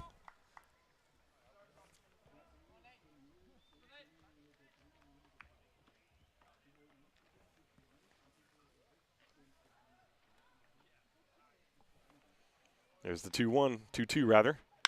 Hit on the ground up the middle, Vikert to his right. Stabs it, throws low, and safe at first base is Nate Thomas, as Tim Kotowski could not scoop it cleanly. See how that's going to be scored. Probably an E6. It was a play that should have been made. It was there in time. The throw would have had him.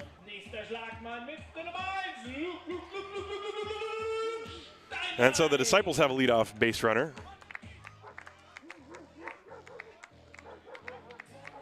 And that indeed is an E6, a throwing error. So we've seen a couple of errors in this ball game, 2 by the Disciples, and now 1 by the Mainz Athletics.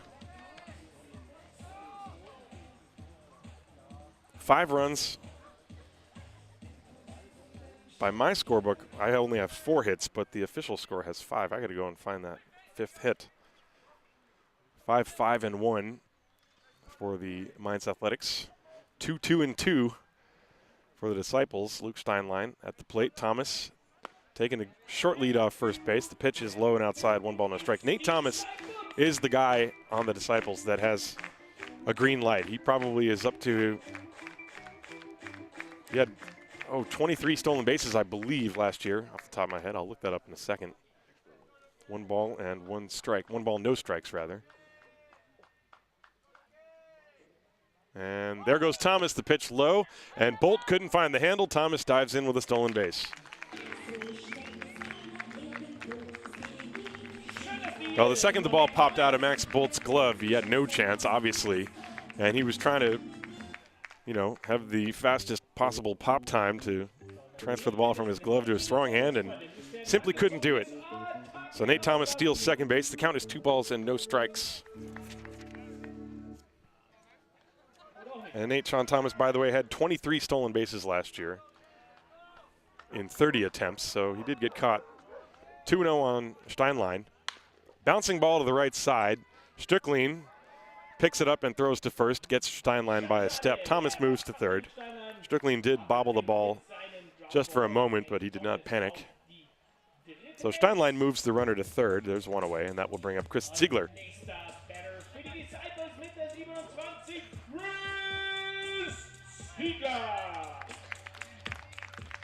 Ziegler has grounded out and struck out looking today, and he was unhappy about that 3rd strike call.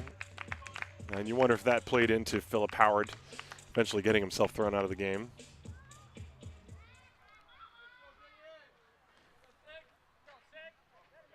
Nothing in 2. Infield is back up the middle at the corners they're playing in. Fastball missed outside, ball 1.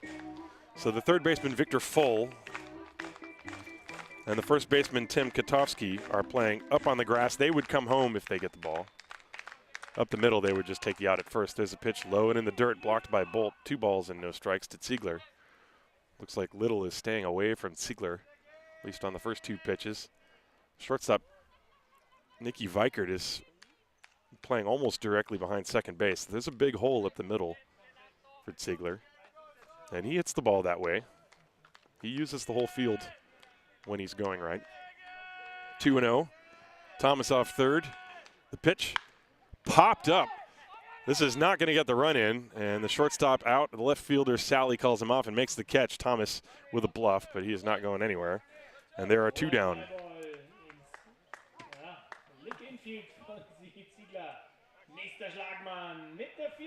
So it'll take a 2-out hit from Austin Diemer. Diemer tripled and scored in the second inning, and then he was hit by a pitch in the third. The Disciples' 2 runs came in the second inning. This ball game, the Mainz Athletics leading by a score of 5-2. We are in the bottom of the 5th inning. Nate Sean Thomas on third base with 2 outs now, as Ziegler couldn't get the ball deep enough to the outfield to score him. And now Diemer would love to pick him up. Will Thorpe is on deck. Connor Little, the right-hander, working from the full windup now. Here's the pitch. And Diemer, with a safety squeeze, I guess, he bunts it back to the pitcher, and the throw to first is in time. The inning is over. Well, I don't know if I agree with that. You got your best hitter at the plate, and you bunt with 2 outs and a runner on third, but they tried it. It did not work. Diemer is out 1-3. The inning is over. And no runs, no hits, 1 error, 1 man left on base. We go to the 6th. It is 5-2 Mainz. This is Haar Disciples Baseball, präsentiert von dem Gesundheitsunternehmen MSD.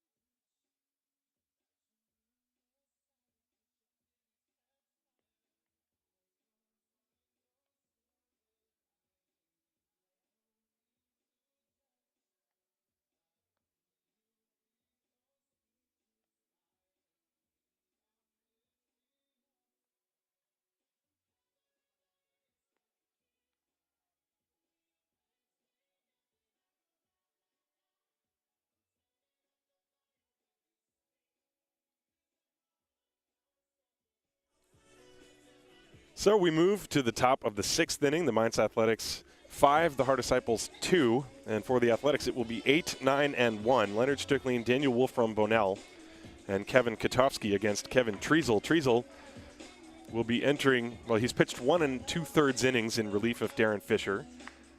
He's allowed 2 hits and 2 runs. 1 run is earned. He's walked 1 and struck 1 out so far in his first outing of the year. Leonard Stöcklein, the hitter, he is 0 for 1 with a walk. First pitch in there for a strike, 0-1. The Disciples had a 2-0 lead until the 4th when Mainz scored 5 runs, and that's it, 5-2 Mainz. The pitch, up and in, 1 ball, 1 strike. The big blow in the game is the bases clearing double off the bat of Daniel Wolfraum-Bonell. Although the third of the 3 runs that scored, as the pitch is low and outside 2-1, the third of the 3 runs that scored came around on a throwing error. Otherwise, Bonell would have been credited with a triple.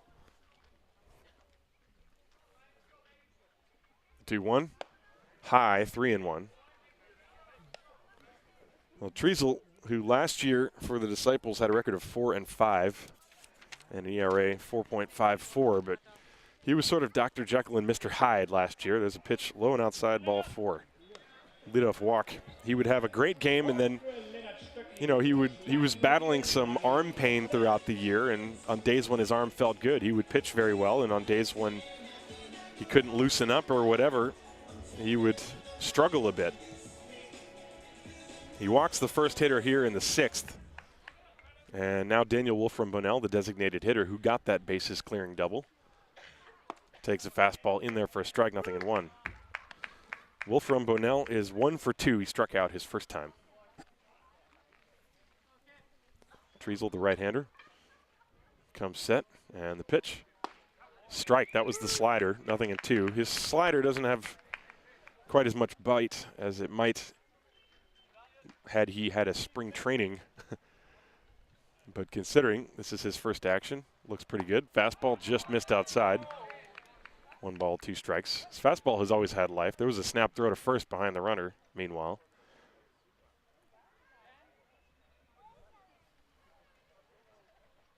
Stöcklein on first base, barely taking a lead. The pitch, and that was a slider. That one had Wolfraum-Bonell spinning out of the way.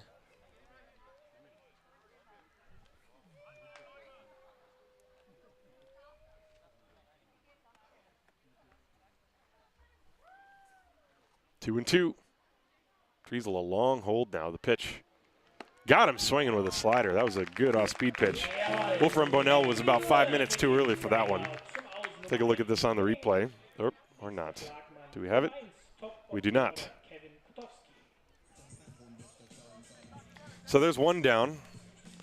That is Treisel's first strikeout since entering the game. Top of the order now, Kevin Katowski. Katowski 0 for 3. Struck out twice and grounded out. This will be his first at bat against a right-hander. There's a throw to first, and Stöcklein dives back safely.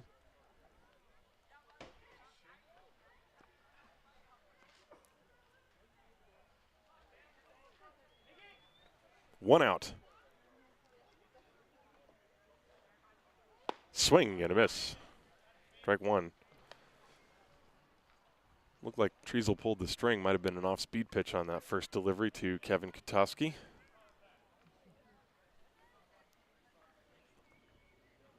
Mainz 5, Haar 2. The pitch low. Good block by Thorpe. No advance. 1 ball and 1 strike.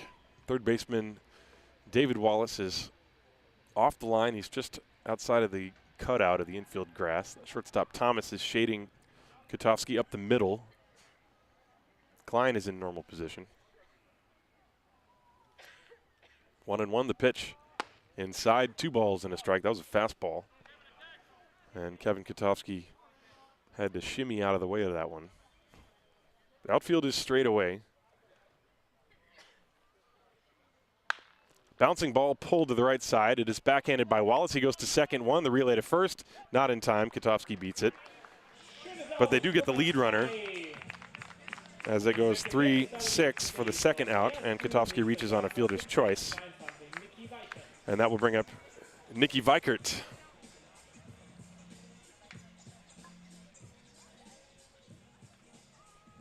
2 down. A's 5, Haar Disciples 2. Yesterday's ball game was scoreless until the 8th inning. This one, they've only been 2 half innings with any scoring. In fact, in yesterday's game, that was also the case. Pitching has been good, with the exception of 1 frame in both games. The pitch to Vikert. Missed the outside corner fastball, just barely. 1 ball and no strikes.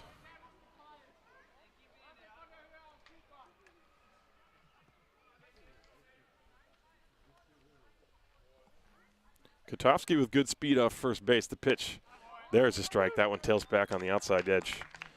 Triesel's fastball has always had good movement. He gets in trouble when he can't get his slider over. He had been working on a changeup last year. 1 ball and 1 strike. And a pick-off attempt on Kotowski. He dives back in. He extended his lead a little bit.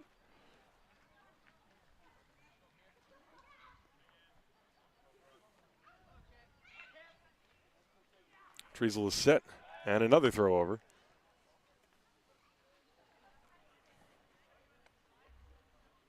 The Athletics scoring their 5 runs in the 4th inning.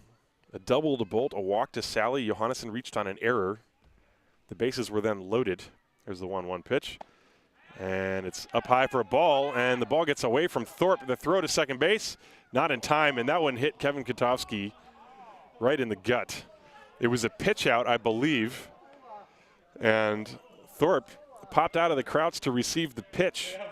And just like Bolt did last inning, he tried to transfer the ball from the glove to hand so quickly that he lost the handle on it. And Kotowski advances.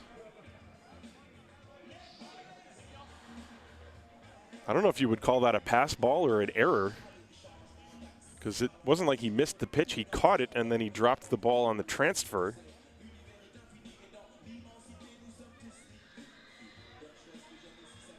Either way, Kotowski now in scoring position.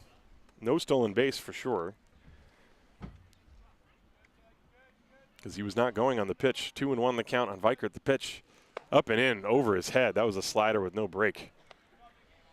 3-1 the count. Now Triesel flirting with trouble, although Austin Gallagher out of the game. Victor Fohl is the on-deck hitter. And that was indeed an error and not a pass ball. The Disciples have 3 errors in the game. Has not been a defensive gem so far. 3-1 outside, and that's ball 4.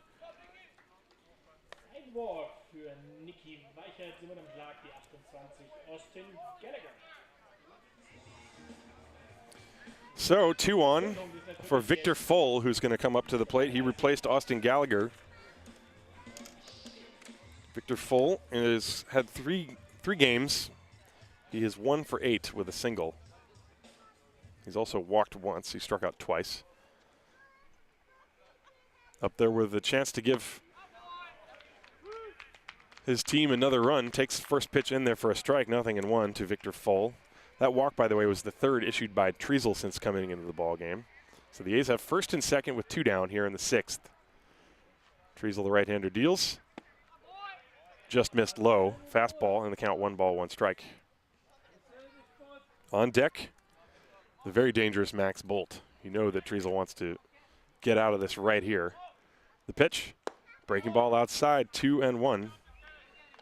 You have Kotowski at second. Vikert is at first. Triesel trying to work very quickly here. He steps right back on the mound, comes set, 2-1. Here's the pitch.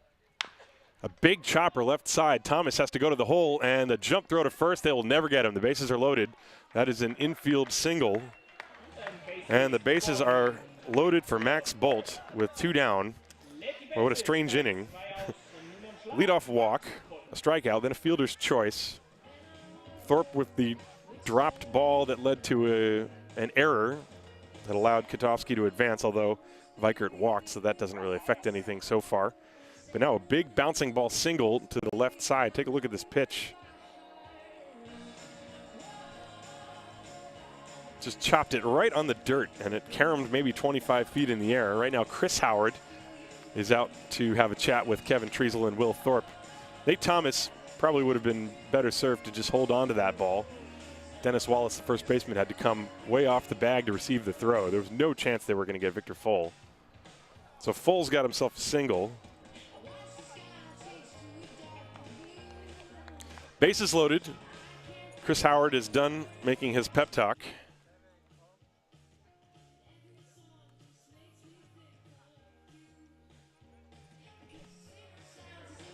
And Max Bolt, man who has killed the Disciples over the years in so many different situations.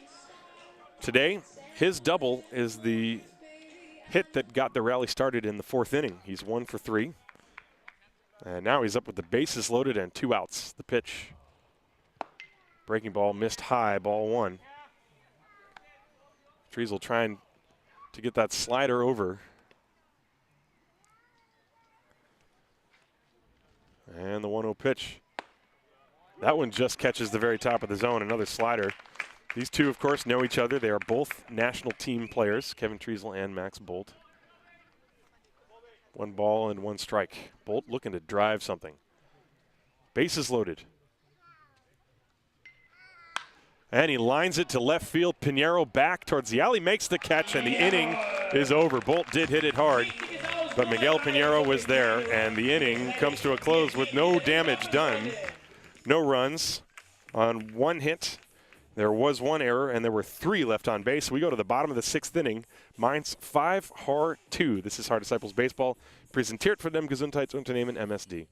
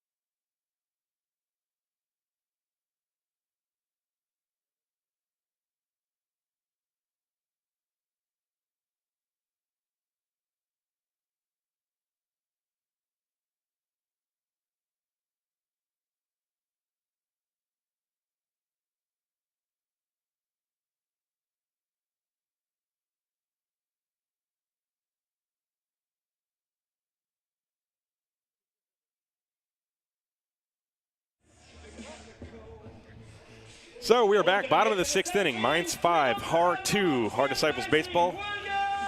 Es geht weiter, and William Thorpe, number 5, Dennis Wallace, number 6, and David Wallace, number 7 in the order, against Connor Little. Little has thrown 79 pitches, 2 hits, 2 runs, 3 walks, and 5 strikeouts so far. And Thorpe is tying his shoe. That's what the delay is. And now he is ready, and is going to step up to the plate. Connor Little, very tall right-hander, working from the mound. He steps up onto the hill. And we're ready to begin the bottom of the 6th. Yesterday the Disciples trailed in the 8th and mounted a rally. Here's the pitch. Popped up. Thorpe with a big cut, but that ball's out of play. 1 ball, 1 strike. Thorpe has doubled to drive in a run and then scored himself. And then he walked, so he's officially 1 for 1. This is his 3rd plate appearance today.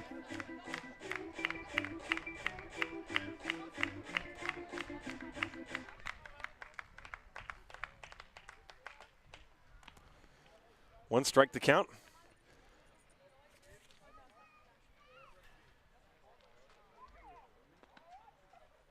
And Thorpe asks for time and receives. Not sure what happened there. Now Connor Little's going to turn his back and walk out to the back side of the mound. Obviously, a little cat and mouse going on here. Now Little's going to take his time. He's rubbing up the ball. Let's see if Thorpe's going to step out. I kind of doubt it. I don't think DeBacco would allow that at this point. You know, he says play. 1 strike. Here comes the pitch. Just missed the outside edge. Ball 1, 1 ball and 1 strike. You could see Little's reaction. He thought he had a strike. Bolt had to reach down and away to get that pitch. 1 ball, 1 strike. Up and in, 2 balls and a strike with the fastball.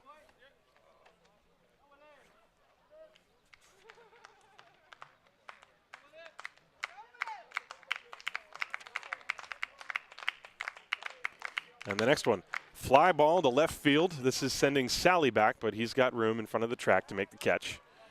And there's 1 away. Kontakt von William Thorpe, allerdings aus Nummer 1.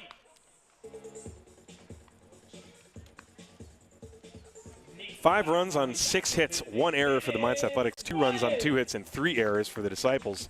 But they very easily could have 5 errors. There was a ball that went off the third baseman, David Wallace's glove, that was ruled a single. And then there was the high throw from Dennis Wallace to the plate that was just ruled a fielder's choice with no error. So it has not been great defensively for the Disciples today. Swing and a miss from Dennis Wallace on the first pitch. No balls and a strike. 1 down. We are in the 6th inning. Connor Little working on a 3-run lead. There's the 0-1 pitch. Swing and a miss, 0-2. And again, Wallace is going to have to show that he can catch up to that fastball before I think there's going to be anything else coming his way.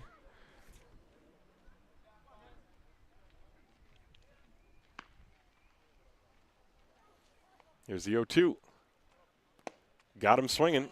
That might have been that little cutter down and away, but Wallace chasing it and swinging right through it for the 2nd out. Take a look at this pitch. See how Bolt sets up outside and the ball tails down and away. Maybe it's a slider. It's still thrown pretty hard like his fastball is. So 2 outs, nobody on for David Wallace. And the first pitch to Wallace. Fly ball, right field. Johannesson lumbering after it. He's pulling up in front of the line, and he makes the catch in fair territory to end the inning. 1, 2, 3 go the Disciples. No runs, no hits, no errors. Nobody left on base. They've only left 4 base runners in the game. And we will go to the 7th inning. 5-2 Mainz. This is Haar Disciples Baseball. Präsentiert von dem Gesundheitsunternehmen MSD.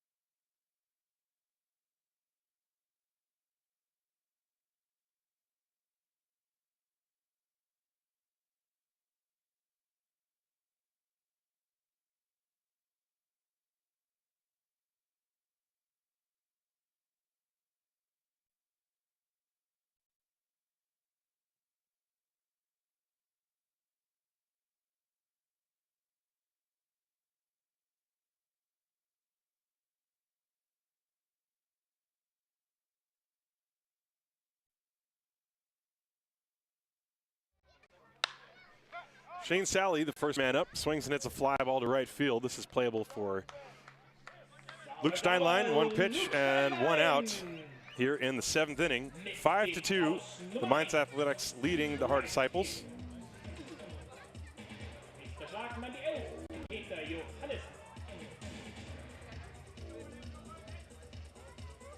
And that will bring up Peter Johannesson. So 5, 6, and 7. Sally, the number 5 hitter who just flied out.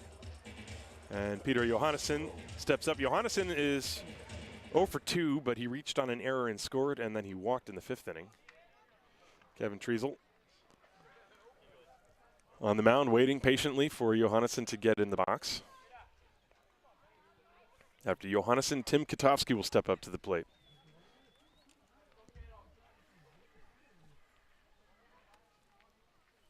And the pitch outside.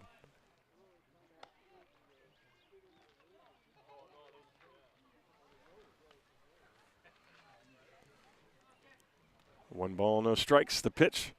And Johannesson takes low 2-0. Kevin Treasel, this is his 3rd complete inning of work. He got the final 2 outs in the 4th. And there's a strike to Peter Johannesson.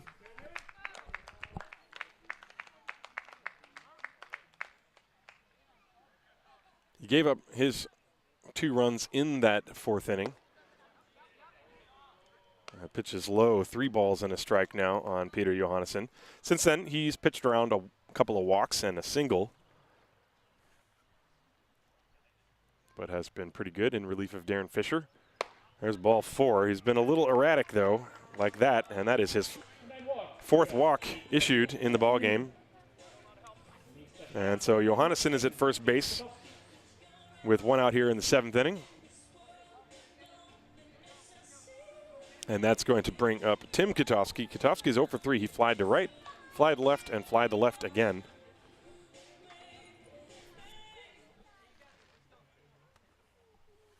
And Treasel from the stretch deals first pitch. There's a fastball strike right in there to Katowski. 0-1.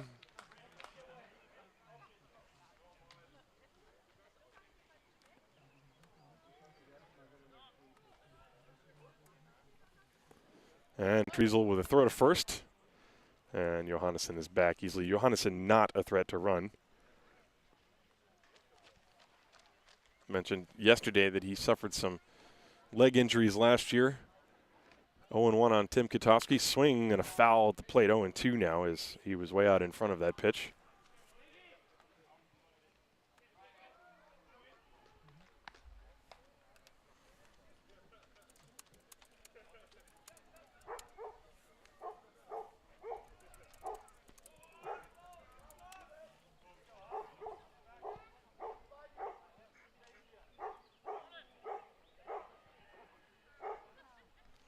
There's a swing and a miss, strike 3.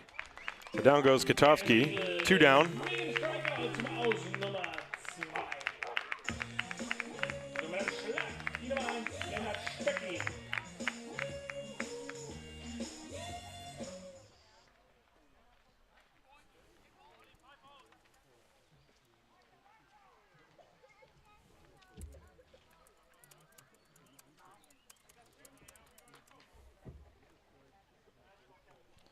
And so Leonard Strickland will step up to the plate, and he checked his swing. He did not. He went around on a breaking ball. That's strike 1. 2 down. Peter Johannesson, the runner at first base. We are in the 7th inning, 5-2, Mainz leading Haar. Next one, swing and a miss, strike 2.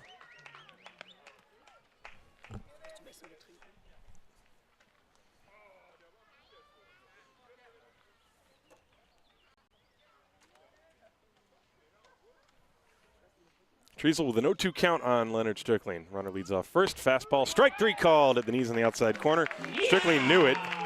And Treasel pitches around Johannesson to retire the side here in the 7th. He gets his 3rd strikeout in the process. Take a look at that last pitch. We are going to go to the bottom of the 7th inning. It is time to stretch here in Haar. The Mainz Athletics leading this ball game by a score of 5-2. This is Haar Disciples Baseball, präsentiert von dem Gesundheitsunternehmen MSD.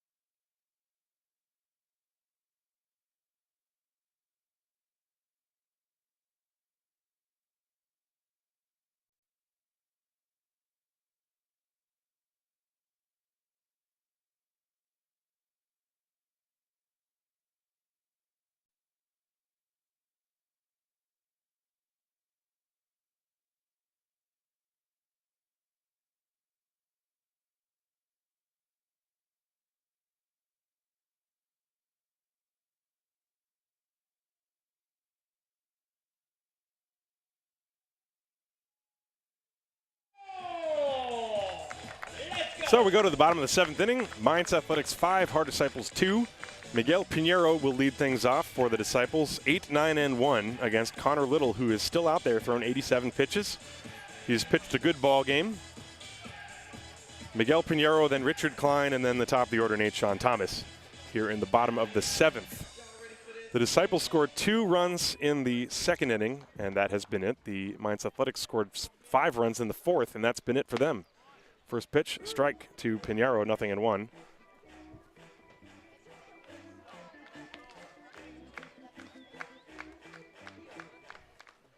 And here comes the 0-1.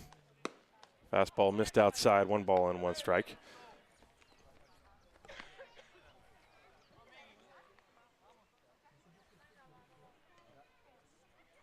Ball game was started at 12. Pitch is low, 2 balls and 1 strike. Now it's 15 minutes after 2. We're in the bottom of the 7th inning. For the Disciples, it was Darren Fisher on the mound. And he turned in 3 1/3 decent innings. He left with the bases loaded. And Kevin Treasel came over. The runs all came around to score, but since then, Treasel has shut things down as Pinheiro swings and misses. 2-2 the count from Connor Little to Miguel Pinheiro, leading off the 7th inning. The big hit in the game for the Athletics, the double off the bat of Daniel Wolfraum-Bonell. There's another comebacker. Little's had a number of those today. And Pinheiro is out number 1 as he just bounced it on 1 bounce right back to Connor Little. That is, let's see, how many of those has he had? 1, 2, 3. That is the 4th one that Connor Little has had to field. He's been successful making the play every time. So now Richard Klein will step up to the plate.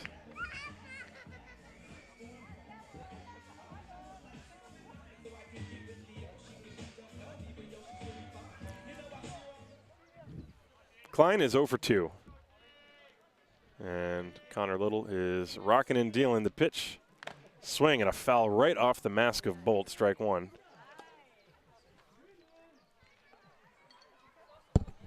And Bolt gonna come out to the mound, have a quick chat with his pitcher.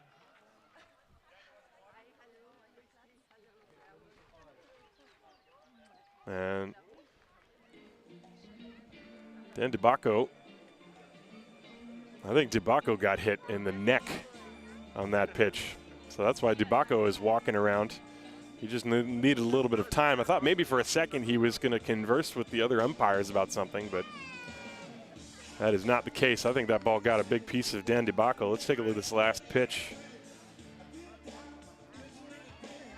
Foul ball. Oh, it went right under DeBacco's neck and hit him in the throat. My goodness. That is not good.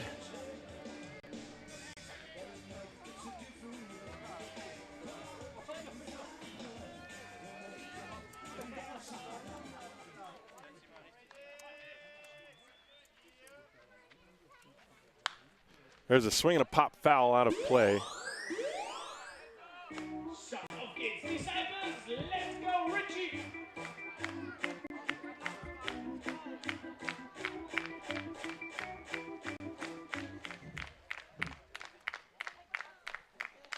Next one on the way. That's low and outside. 2 balls and 1 strike to Richard Klein. Connor Little working with the lead here in the 7th. Klein fouls off a breaking ball for strike 2. Count now even.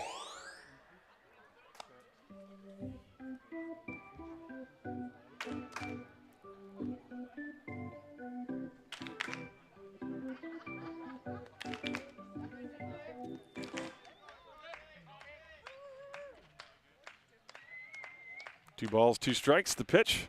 Swing and a miss, strike 3.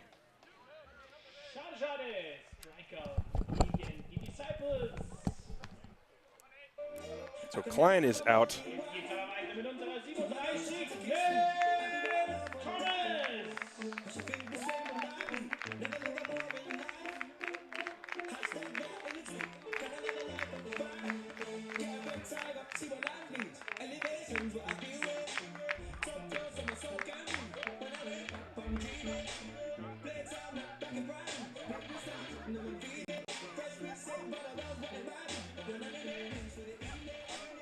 So Nate Thomas will step up to the plate.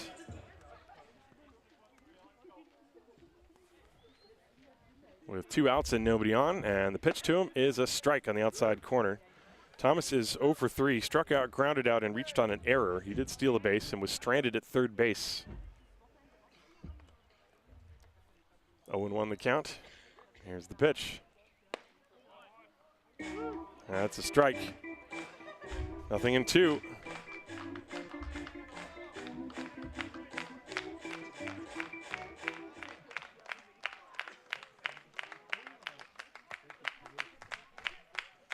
And the next one high and outside, 1 ball, 2 strikes.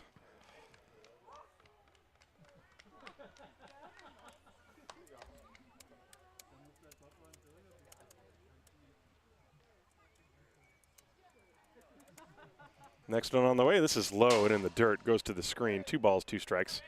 So Connor Little, since the 5th inning, he has retired 1, 2, 3, 4, 5, 6, 7, 8 in a row.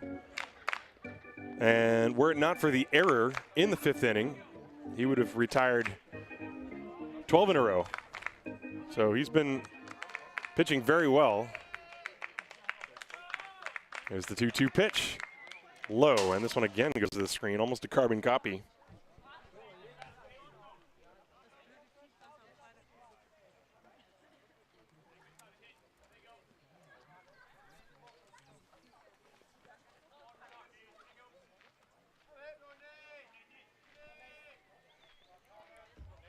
Full count on Nate Thomas, 2 outs. We're in the bottom of the 7th, 5-2.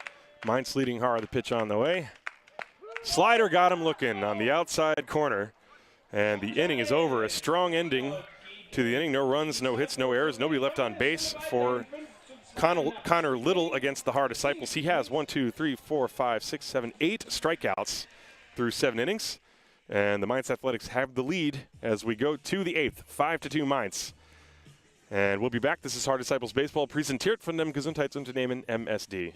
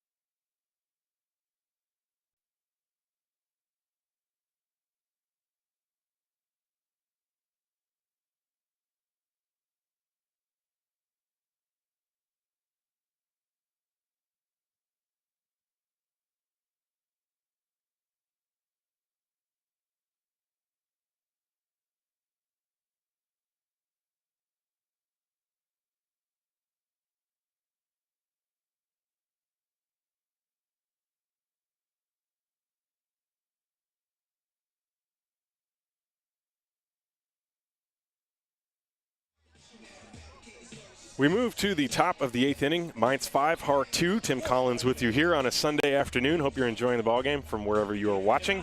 A lot of folks watching from the U.S. as well as Venezuela. We had a lot of viewers from Australia yesterday. And, of course, in the Mainz area, all the Mainz Athletics fans who are tuning in. And their team, the Athletics, leading by a score of 5-2. Here in the 8th inning is Daniel Wolfraum-Bonell takes a strike against Kevin Treasel. It was Wolfraum-Bonell's double as he hits a fly ball to right field. Steinlein drifting over and under it, puts it away for the first out. Wolfraum-Bonell's double with the bases loaded in the 4th inning is what broke open the game and gave the Mainz Athletics the lead. He came to the plate with the bases loaded and a run in. And he hit a double to left field that drove home 2, and then a third run scored on an errant throw to the plate. And that gave the Mainz Athletics a lead that they have thus far not relinquished. Top of the order, Kevin Kotowski squares to bunt, and he takes the pitch outside for a ball. 1 ball, no strikes.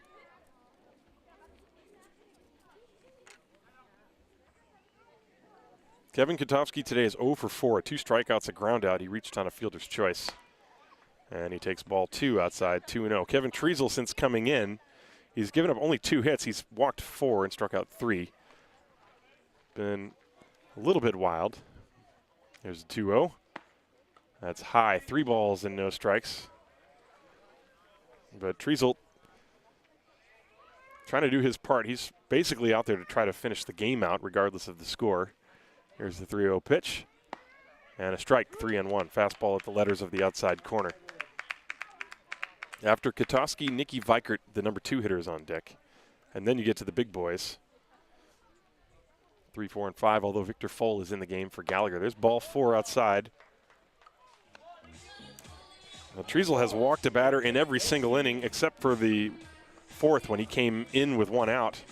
And now Chris Howard is going to go and have a chat with Dan DiBacco. This might actually spell the end of the day for Treasel. There might be a double switch. Looks like we're going to see Luke Steinlein come in and pitch. So Ziegler is going to go to first base. Treasel's day is done. But it was a nice surprise to see him for the Haar fans. They didn't even know he would be here. And so there's going to be a pitching change. And we'll take a short break. We'll be right back.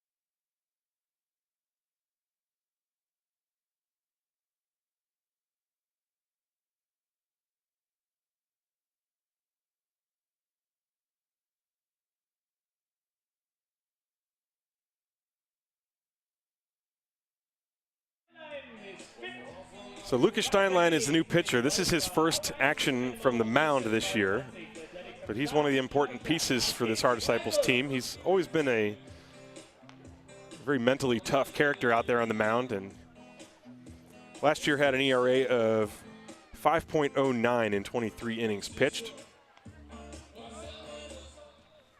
So he's going to come in and face Nicky Vikert. And the first pitch, there's that curve, Steinlein signature pitch, drops in for a strike. He sometimes falls in love with the curveball, and that's when hitters can sit on it. But he's good at throwing strikes in pressure situations. 0-1. Kotowski off first base, short lead. And he is going. The pitch is slapped foul off to the right, strike 2. This is a running situation. Kevin Kotowski is one of the leading base stealers on the Mainz Athletics.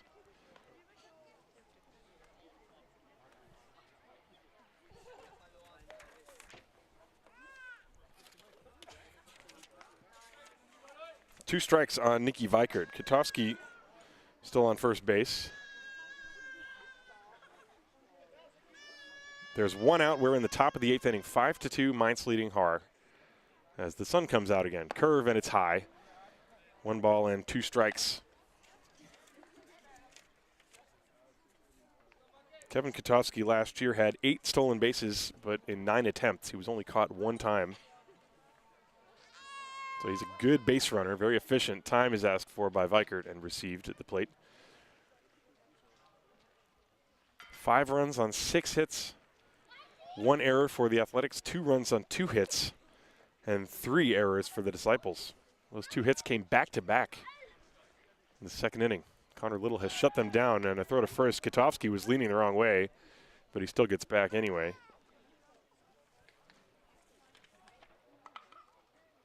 Connor Little has been very good. And there's another throw over, and again, Kotowski dives back.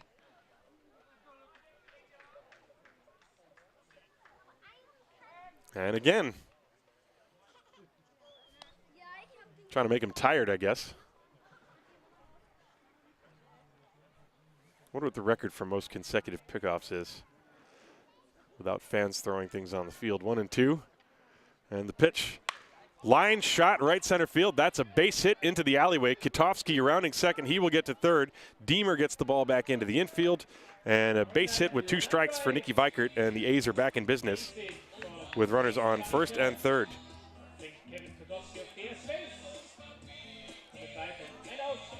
That is Vikert's 3rd base hit today. He is 3 for 4 plus a walk.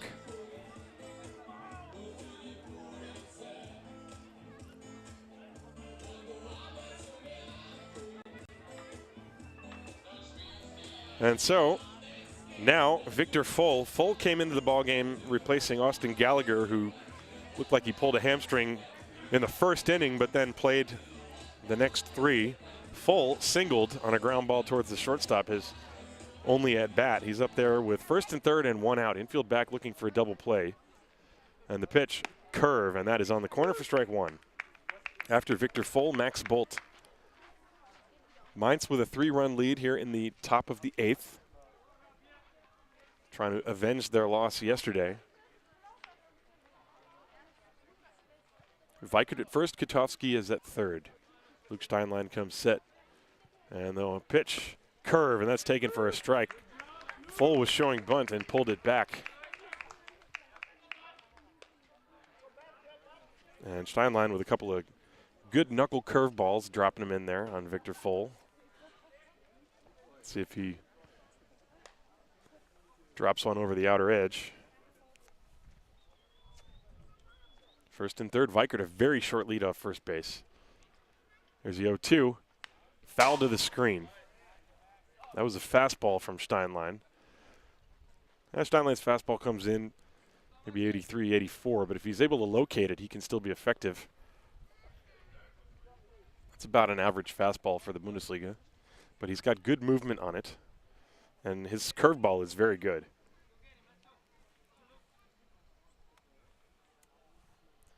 Oh and 2 on Victor Foll. The pitch, sliced foul and out of play off to the right. Still 0 and 2.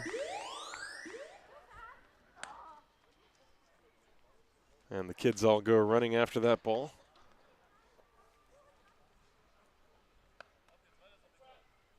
It's a leisurely Sunday afternoon here in Haar. The sun is coming out. It was a little bit more overcast earlier. Now it's very spring-like. Light breeze blowing in from right field. And the wind actually is now picking up a little bit. 0 and 2, still the count on Victor Foll. 1st and 3rd, the pitch. Curveball got him looking. And that's a big pitch with the runner on 3rd base and less than 2 out. That was a knee buckler. Take a look at this pitch from Luke Steinlein. Right on the outside edge. And Victor Foll knew it. So now Max Bolt will step up to the plate. And time is called. Will Thorpe wants to go out and have a chat with Steinlein. Bolt last year hit a home run off of Steinlein.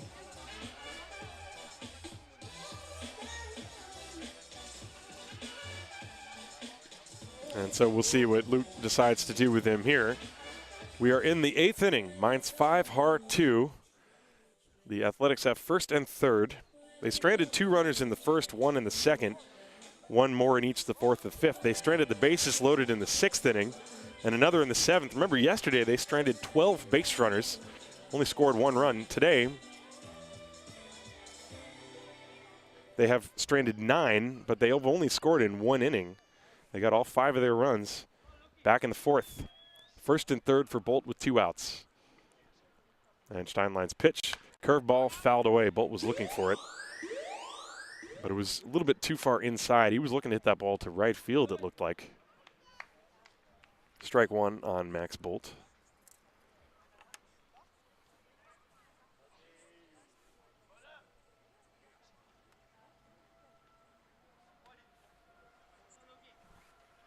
First and third.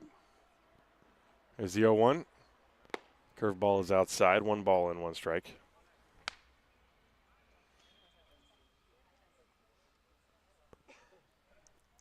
Five runs, 7 hits, 1 error for the Athletics. 2 runs on 2 hits and 3 errors for the Disciples.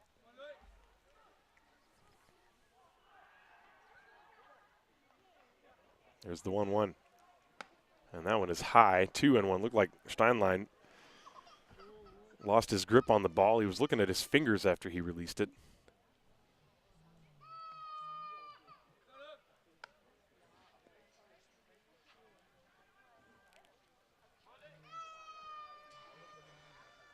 Max Bolt today has doubled in 4 trips, 1 for 4. This is his 5th at bat. That double ignited the 5-run rally back in the 4th. Steinlein comes set, 2-1. The pitch, curve in the dirt, and a good block by Thorpe. Keep that ball in front of him. You can tell Steinlein is trying to be real careful with Max Bolt.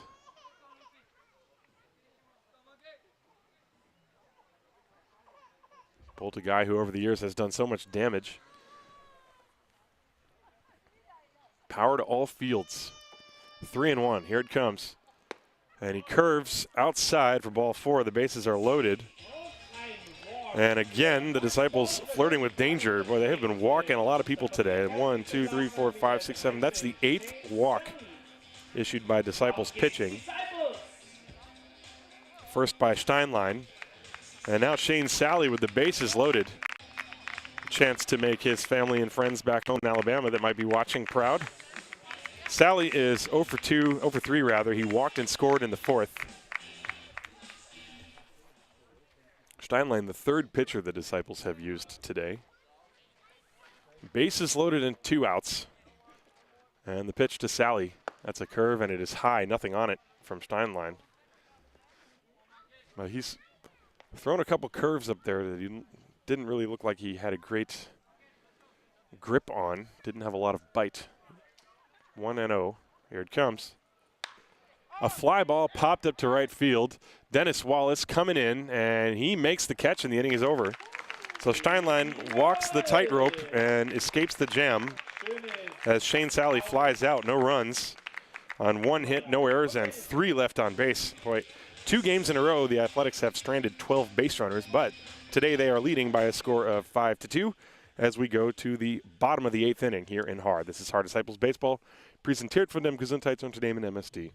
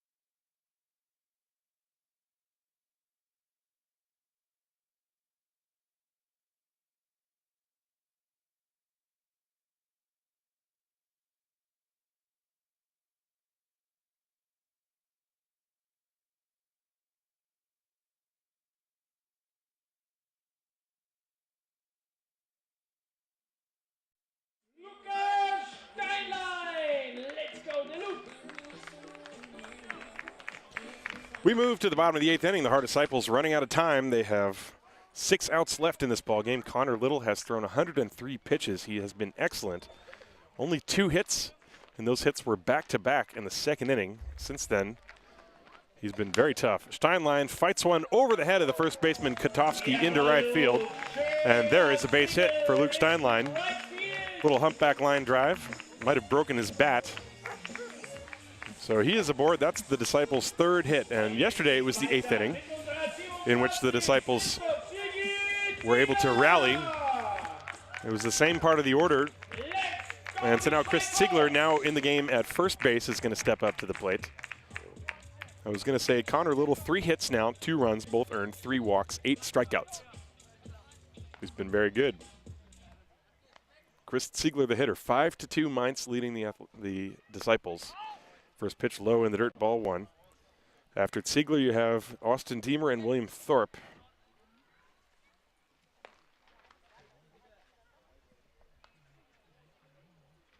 Ziegler is 0 for 3 so far today.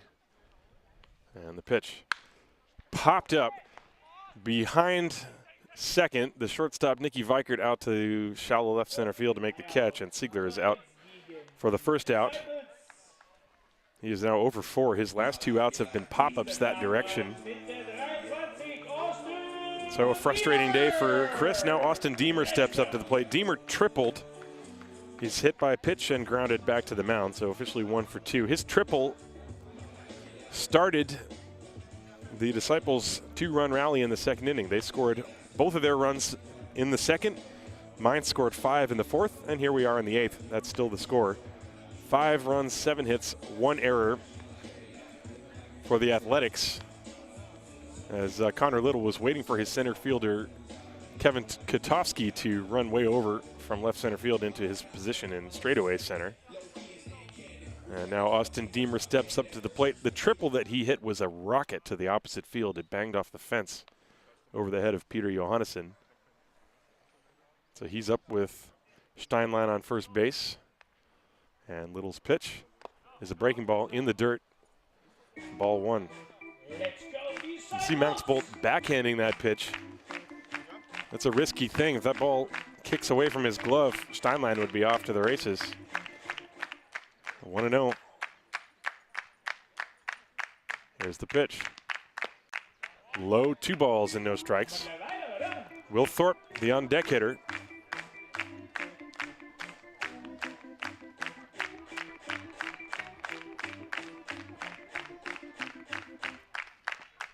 Steinlein, the runner on first base. There's 1 out in the bottom of the 8th. 2-0 the count to Austin Deemer. There goes the runner. Nope, swinging a foul tip. Steinlein had started as if he was going to go, but then he stopped, and Deemer foul tipped it into the mitt of Bolt for strike 1.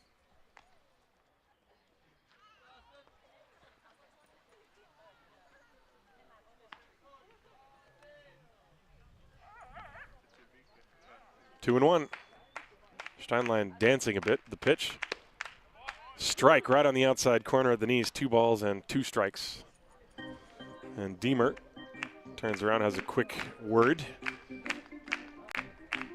with home plate umpire DeBacco. I don't think he was complaining about the call. I think he was just saying, asking him if it was knee high or a little bit higher. 2-2.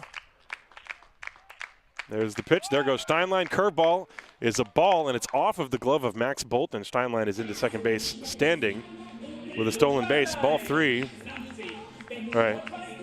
Max Bolt has had some issues receiving today. He's had a passed ball. There's been a wild pitch. This one should have been caught, but he probably, he might have also cost a strike on that pitch because he came out of his crouch before the pitch was all the way in, and it's real hard for DeBacco to call a pitch that he can't see. The pitch certainly looked pretty good, but the count now full. Steinlein on second base in scoring position with 1 out. Deemer at the plate. And Connor Little comes set, checks on Steinlein a couple times. Now the pitch, popped up foul out of play. We will do it again.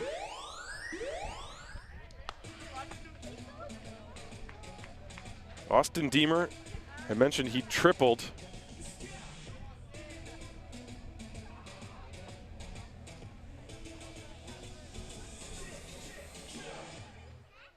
He does also have a home run this year, one of 2 home runs the Disciples have hit. The other, of course, the grand slam yesterday off the bat of William Thorpe, who's waiting in the on-deck circle. Connor Little taking a while to get the sign, and Deemer asks for a do-over. And now Bolt wants to go out and have a chat with Little. And nobody's in a real rush to play this game today, I would say. It's such nice weather. Why would you want to go anywhere else anyway? Think of it this way. When you go to the beer garden, are you in a rush to get out of there? I don't think so.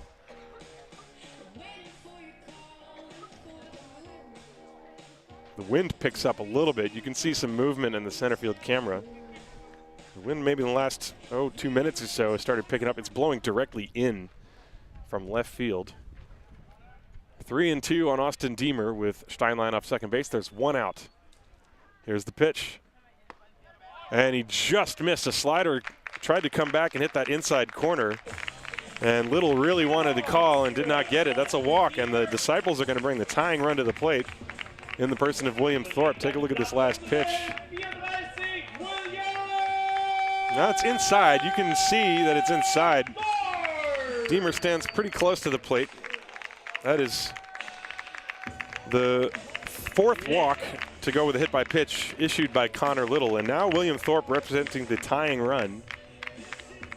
Hit that grand slam home run yesterday to give the Disciples the lead. And the pitch. Fastball just missed low and inside, ball 1. By reading the body language of Max Bolt, he really wanted that call too. Didn't say anything though.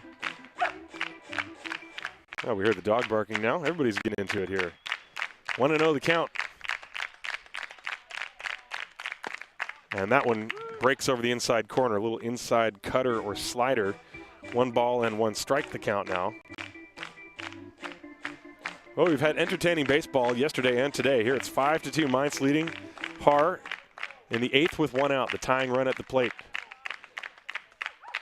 And he hits a ground ball to third, picked by the third baseman Foley. Steps on third and throws to first in time for an inning-ending double play. Will Thorpe hit it off the end of the bat, and it reached Victor Fohl on 1 bounce. He backhanded it and steps on third, and that kills the rally. And the Mainz Athletics are very happy. They will go to the 9th inning, leading this ball game by a score of 5-2. This is Haar Disciples Baseball, präsentiert von dem Gesundheitsunternehmen MSD.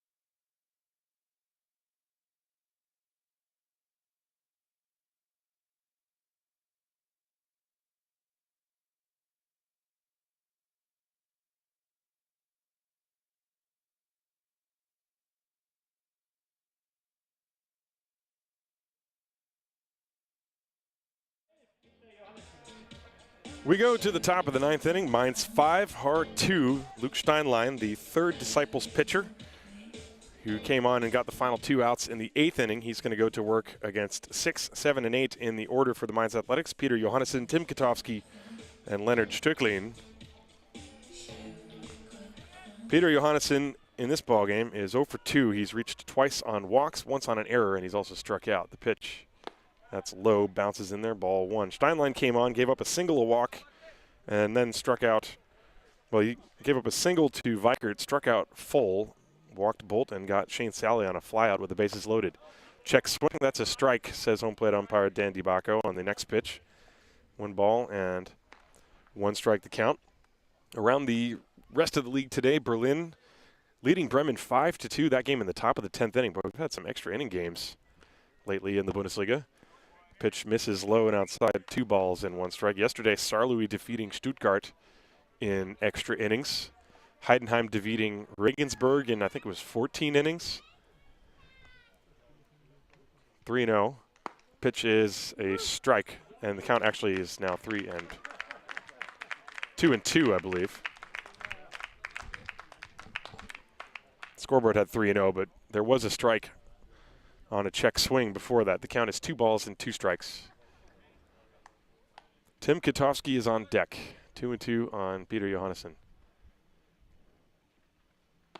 And that's outside. Now the count is full. 3 balls and 2 strikes.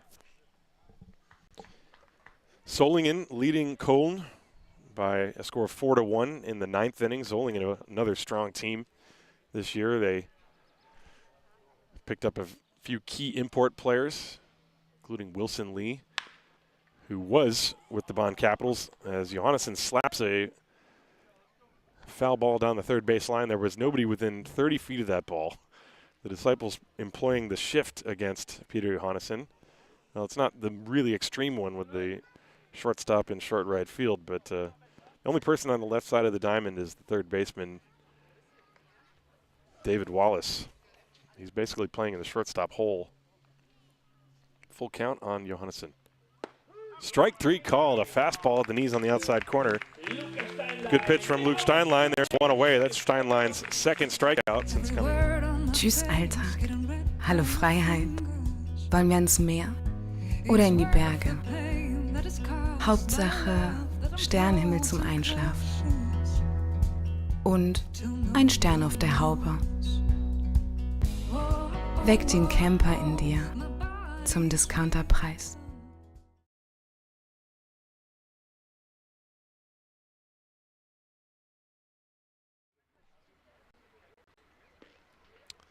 First pitch, a strike to Tim Katowski, which you missed. I'm not sure why the camera went black there, but there's a swing and a pop-up left side. Nate Thomas, the shortstop, out into short left field, makes the catch. 2 down. Heidenheim leading Regensburg 3-0 in the bottom of the 3rd inning. That game, of course, being streamed on Liga TV. Bonn and Hamburg is also being streamed on sportdeutschland.tv. Only game, to my knowledge, not being streamed is Solingen versus Cologne. Berlin is also broadcasting.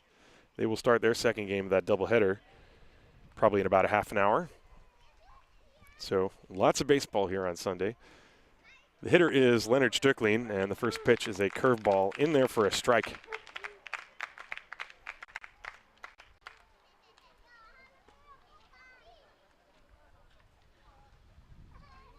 Nothing in 1.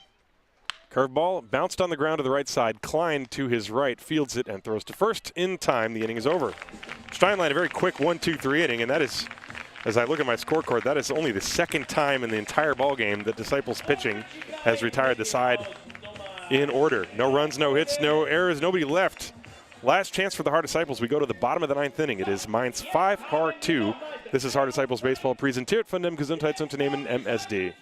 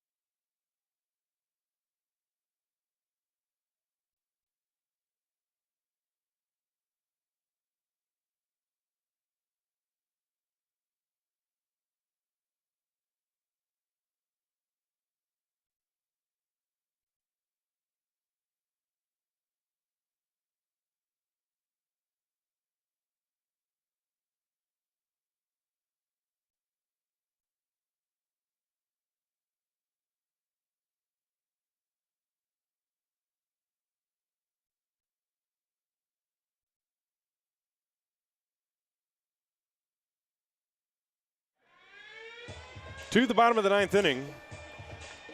Mainz 5, Haar 2. And the new pitcher on the mound is the right-hander Yannick Wildenhain. Wildenhain so far this year in 7 innings for the Mainz Athletics, an ERA of 5.14, 6 runs, 4 earned, 4 walks, 6 strikeouts, 1 hit batter. He did have 1 save opportunity, which he blew, and this is a save opportunity for Connor Little, and he's facing the bottom part of the order, Dennis Wallace, David Wallace, and Miguel Pinheiro, 6, 7, and 8. First pitch is in for a strike, 0-1. 5-2 the Athletics lead, and a curve, and that one is in for strike 2. 0-2. Well, Connor Little was great. 8 innings, 3 hits, 2 runs, both earned, 4 walks, 8 strikeouts. He threw 116 pitches. He can win it. He cannot lose it. There's a ground ball to short. Weikert smothers it and throws across. There's 1 down. And that will bring up David Wallace as Dennis Wallace grounds out. So the Wallace brothers back-to-back in the lineup. David Wallace is 0 for 3 today.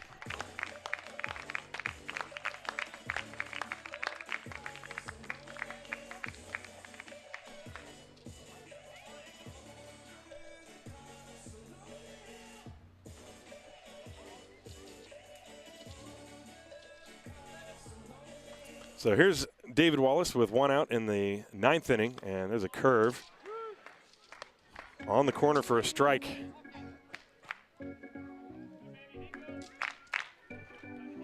Having to do some last-minute camera adjusting here, as it looks my field camera from on top of the scorer box lost power. There's a curve. This one is low. 1 ball and 1 strike. After David Wallace, Miguel Pinheiro. 5 runs on 7 hits and 1 error for the Athletics. 2 runs on only 3 hits, 3 errors for the Disciples. And a fastball at the knees, good pitch from Wildenhain, and the count 1 ball and 2 strikes. The Disciples down to their last 2 outs.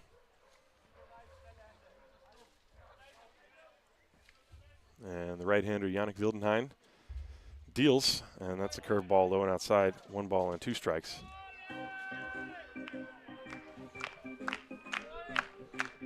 Wildenhain is young. He's 20 years of age. And he's had a few tastes in the Bundesliga going back a couple of years. And that pitch fouled away.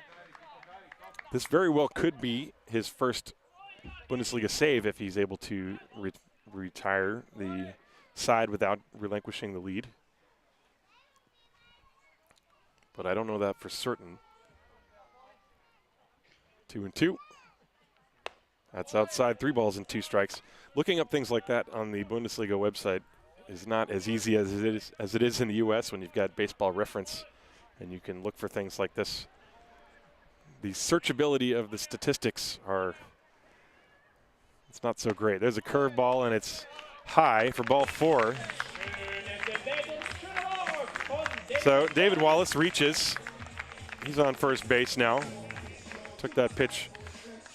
Wasn't received all that high, but it had such a high arc to it that it was too high when it crossed into the strike zone. The Disciples would love to somehow turn around the lineup and get to the top of their order. So you have Miguel Pinheiro now with a runner at first, David Wallace, and the pitch to Pinheiro is a fastball right through there for a strike, 0-1. There you see the alignment.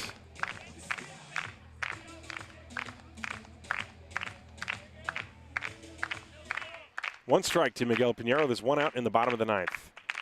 Curveball, line drive, and it is caught by the shortstop Weikert. Throw back to first. Not in time as Wallace just gets back. Pinheiro hit it off the end of the bat. Weikert was backpedaling awkwardly, but he caught it. It was hit right at him. Soft line drive. So there are 2 down. And it's up to Richie Klein to extend the ball game for the Haar Disciples.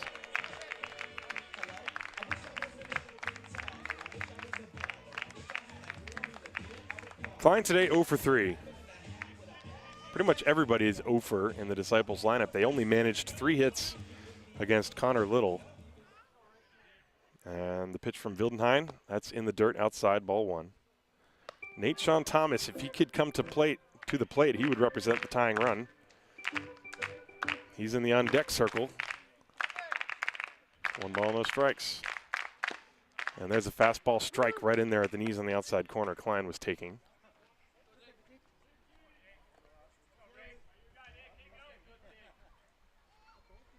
Bottom of the 9th inning, 2 outs, the pitch. Fly ball to right field, foul and out of play. Strike 2. 1 ball, 2 strikes, and the Disciples now down to their final strike of the ball game. Yannick Wildenhain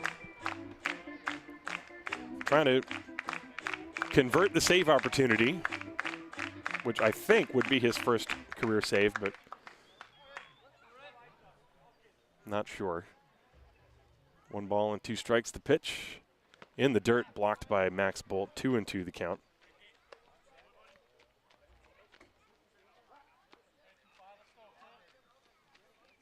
This game, just like yesterday's game, has only featured 2 half innings with any run scoring. The Disciples scored 2 in the 2nd, Mainz 5 in the 4th, and here we are with 2 outs in the 9th. That's still the score. A ground ball to the right side, just foul past the first baseman, Katowski, who was, I think, caught a little bit off guard by that. He sort of stumbled to his left. The ball went past him, but it was also right past the view of the base umpire, Andreas Boxleitner. It was definitely foul. And it ended up over in the bullpen area for the Mainz Athletics. Still 2 balls and 2 strikes.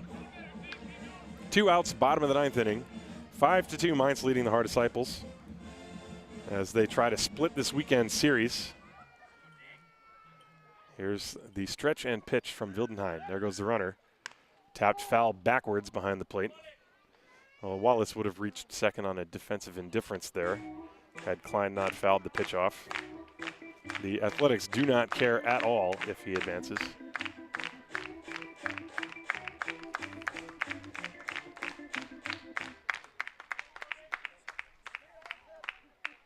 Two balls, 2 strikes, 2 outs. Bottom of the 9th, Wildenhain is set.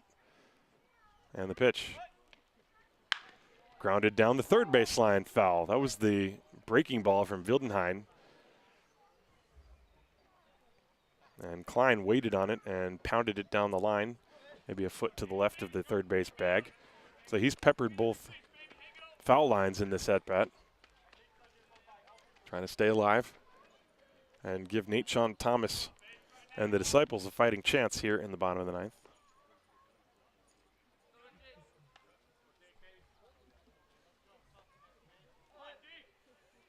David Wallace on first, not being held on by Katowski. The pitch lined right to the shortstop, Vikert, and he makes the catch. The ball game is over. So the Haar Disciples are unable to score. No runs, no hits, no errors. 1 man left on base, and the final score here from Haar, the Mainz Athletics 5, the Haar Disciples 2. 5 runs, 7 hits, 1 error for the Athletics. 2 runs, 3 hits, 3 errors for the Disciples. The Athletics stranded a whopping 12 base runners. The Disciples only stranded 4.